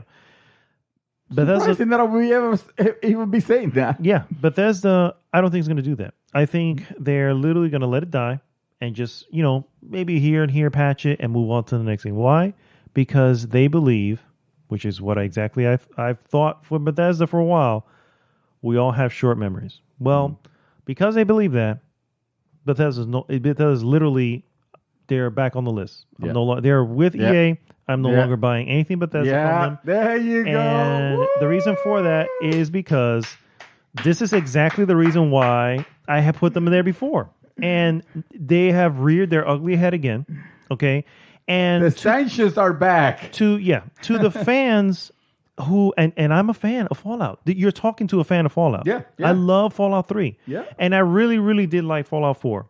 Fallout 4, my problem with Fallout 4 was that it felt like Fallout 3 on PlayStation 4. You know what I'm saying? That was just, okay, you really didn't do much. Well, now we know why. Yeah. Because it's evidently in your wheelhouse that you're not going to do much. Why? Because you don't have shareholders. You don't have to make it the numbers because otherwise people will pull out. That's not how it works. It's funny when you mention they don't have to, they don't do much. It makes me think of the last boss of 76. It's a fucking dragon from Skyrim. Oh. They took a dragon from Skyrim. They got the model. I mean, they reskinned it, of course. Of course. But it is the same movement, same. It's like copy paste on this ancient engine. To the fans, I say this, okay? And again, I'm a fan. And I was a fan of Bethesda, and even though I had boycotted them for some time. This is what happens when you give Bethesda or companies who do stuff like this a free pass. Mm-hmm. Fallout 3 came out. It had its issues. We liked it. We moved on. Mm-hmm. New Vegas came out. It had more issues, but we liked it and moved on. Now, to be fair, that was not the same development team, but it still came from Bethesda. But it's still the same engine. Correct, yeah. And it is the same engine. Fallout 4, the same. Mm-hmm. Skyrim, the same. Mm-hmm. Everything has been leading to the same thing. And what do? Oh, it's Bethesda Jang. We just say, hey, it is what it is. That's just what it is. I've heard people. I heard people say. I heard people on podcasts say, well, because of the nature of everything, all the moving parts, of course things are going to. You cannot expect things to work 100% because there's so many moving parts. I'm sorry. I cannot expect as the gamer paying $60 for something to work the way it's supposed to. Then if it has so many moving parts, then don't put so many fucking moving parts to begin with, and maybe tighten up the stuff that should work. The stuff that you work, and I will also offer something else on as a retort to that. Red Dead Redemption 2 has a shitload of moving parts. Yes, and you know what? Does not have that. Yes, hey, it has a bug. I complain about. Well, I mean, it has a couple of bugs. But they're minor. They're minor. They're little. Yeah, they're minor, and I complain about the controls. It is what it is. The game is still a revelation. Yeah. So no, Horizon Zero Dawn. I don't think I remember seeing a bug on that game. Yeah. That game is huge. I don't think they had the same amount of moving parts, but I know what you're saying. Yeah. So true. Realistically, that's what I think is going to happen. I'm no longer going to invest in Bethesda at all. And dude, I have to see some Hello Game shit from them in order for me some Square Enix some Square Enix Final Fantasy 14 correct shit. For me to even believe that they would, for me even to think that I would do it. So those are my final thoughts on it, and I'm sorry, I'm done. And I say what you want, because people can probably say, oh, you only spent 4.5 hours on that. Well, you know what? 4.5 hours is a long fucking time for me, and that was enough for me to say, yeah, guys, nothing. You don't have to taste shit to know that it tastes like shit. Correct. Yes. You don't have to eat the whole thing to know that you're eating shit. Yeah, exactly. Just the taste is just enough. Exactly. Yeah. Any final thoughts, sir? No, I think it's been clear that Bethesda more than have disappointed us with this release. I almost don't want to, but at the same time, the human in me feels bad for Todd Howard for being on stage, for presenting that, and now the backlash of this, which has been apocalyptical, because people are basically comparing his words to the game itself. They're looking at the game and noticing that it's like, this ain't nothing. What did you say about servers not seeing? This is telling me right here that the server dropped me for the 10th time in an hour of game. What the hell's going on? You know what I mean? It's like, this game should have been delayed. It should have been polished more. If this is, I understand this was an experiment, but you know what people... this is a costly experiment for a lot of people. Yeah. What people should... What companies do when they want to experiment with this is that release this shit free to play. Because on top of that, you're monetizing it. You expect money to pay. You expect people to pay money for add-on for stupid shit. Mm-hmm. Exactly. So on top of all that, this release it free to play, but no, you had the gall, or your company, your publisher, to request $60 out of this game, and that is just unacceptable. And I don't think gamers should be like they should be limiting themselves with the bare minimum, because this is not even the bare minimum. This does not meet the bare minimum just because he loaded on your console, or on your PC. The fact is, if you got kicked out more than once, it's broken. Something's wrong. Yeah. If you're seeing T poses like that, that's amateurish, coding. Yeah, if you're seeing cheap poses, that shit is straight up broken. Yeah. So agreed. Don't buy this game.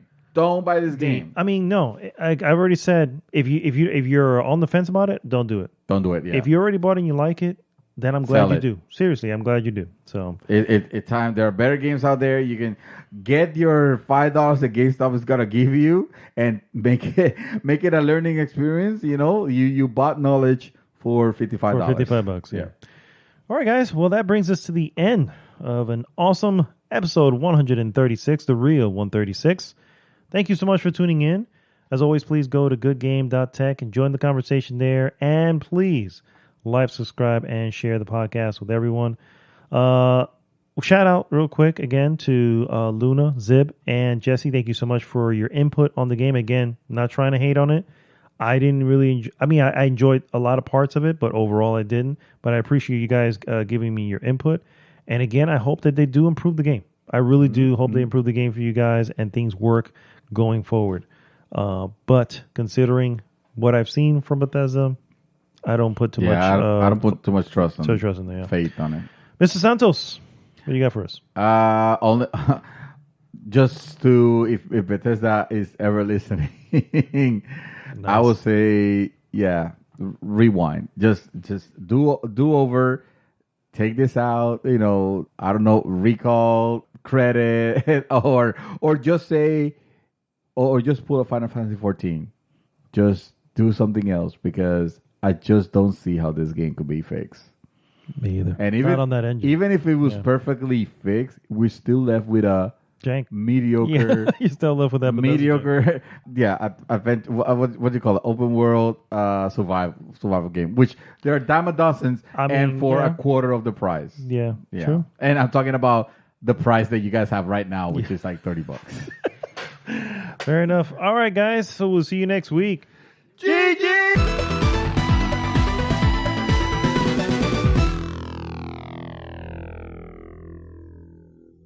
Ding ding ding ding ding ding ding ding ding ding ding ding ding ding ding ding ding ding. Yes, we and the best part is that we know how it sounds. Exactly. Yes. What's the other one?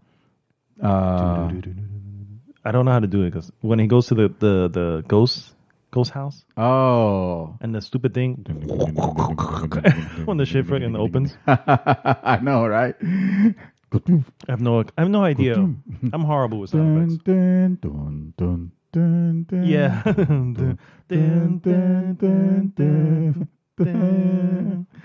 Oh yeah. I don't know that one that much. The one that I used to do was the Super Mario 3. Mm-hmm. Actually, my favorite one to do will be the Super Mario Bros. 2.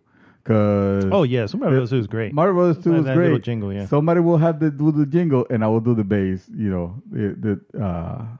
bass at the bass of the bass. The bass of the bass.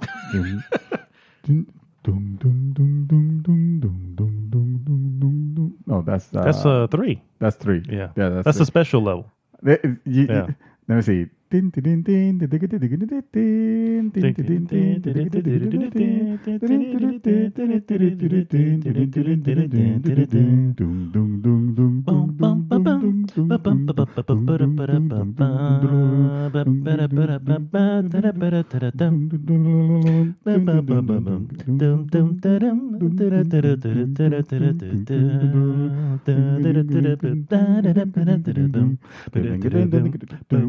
We're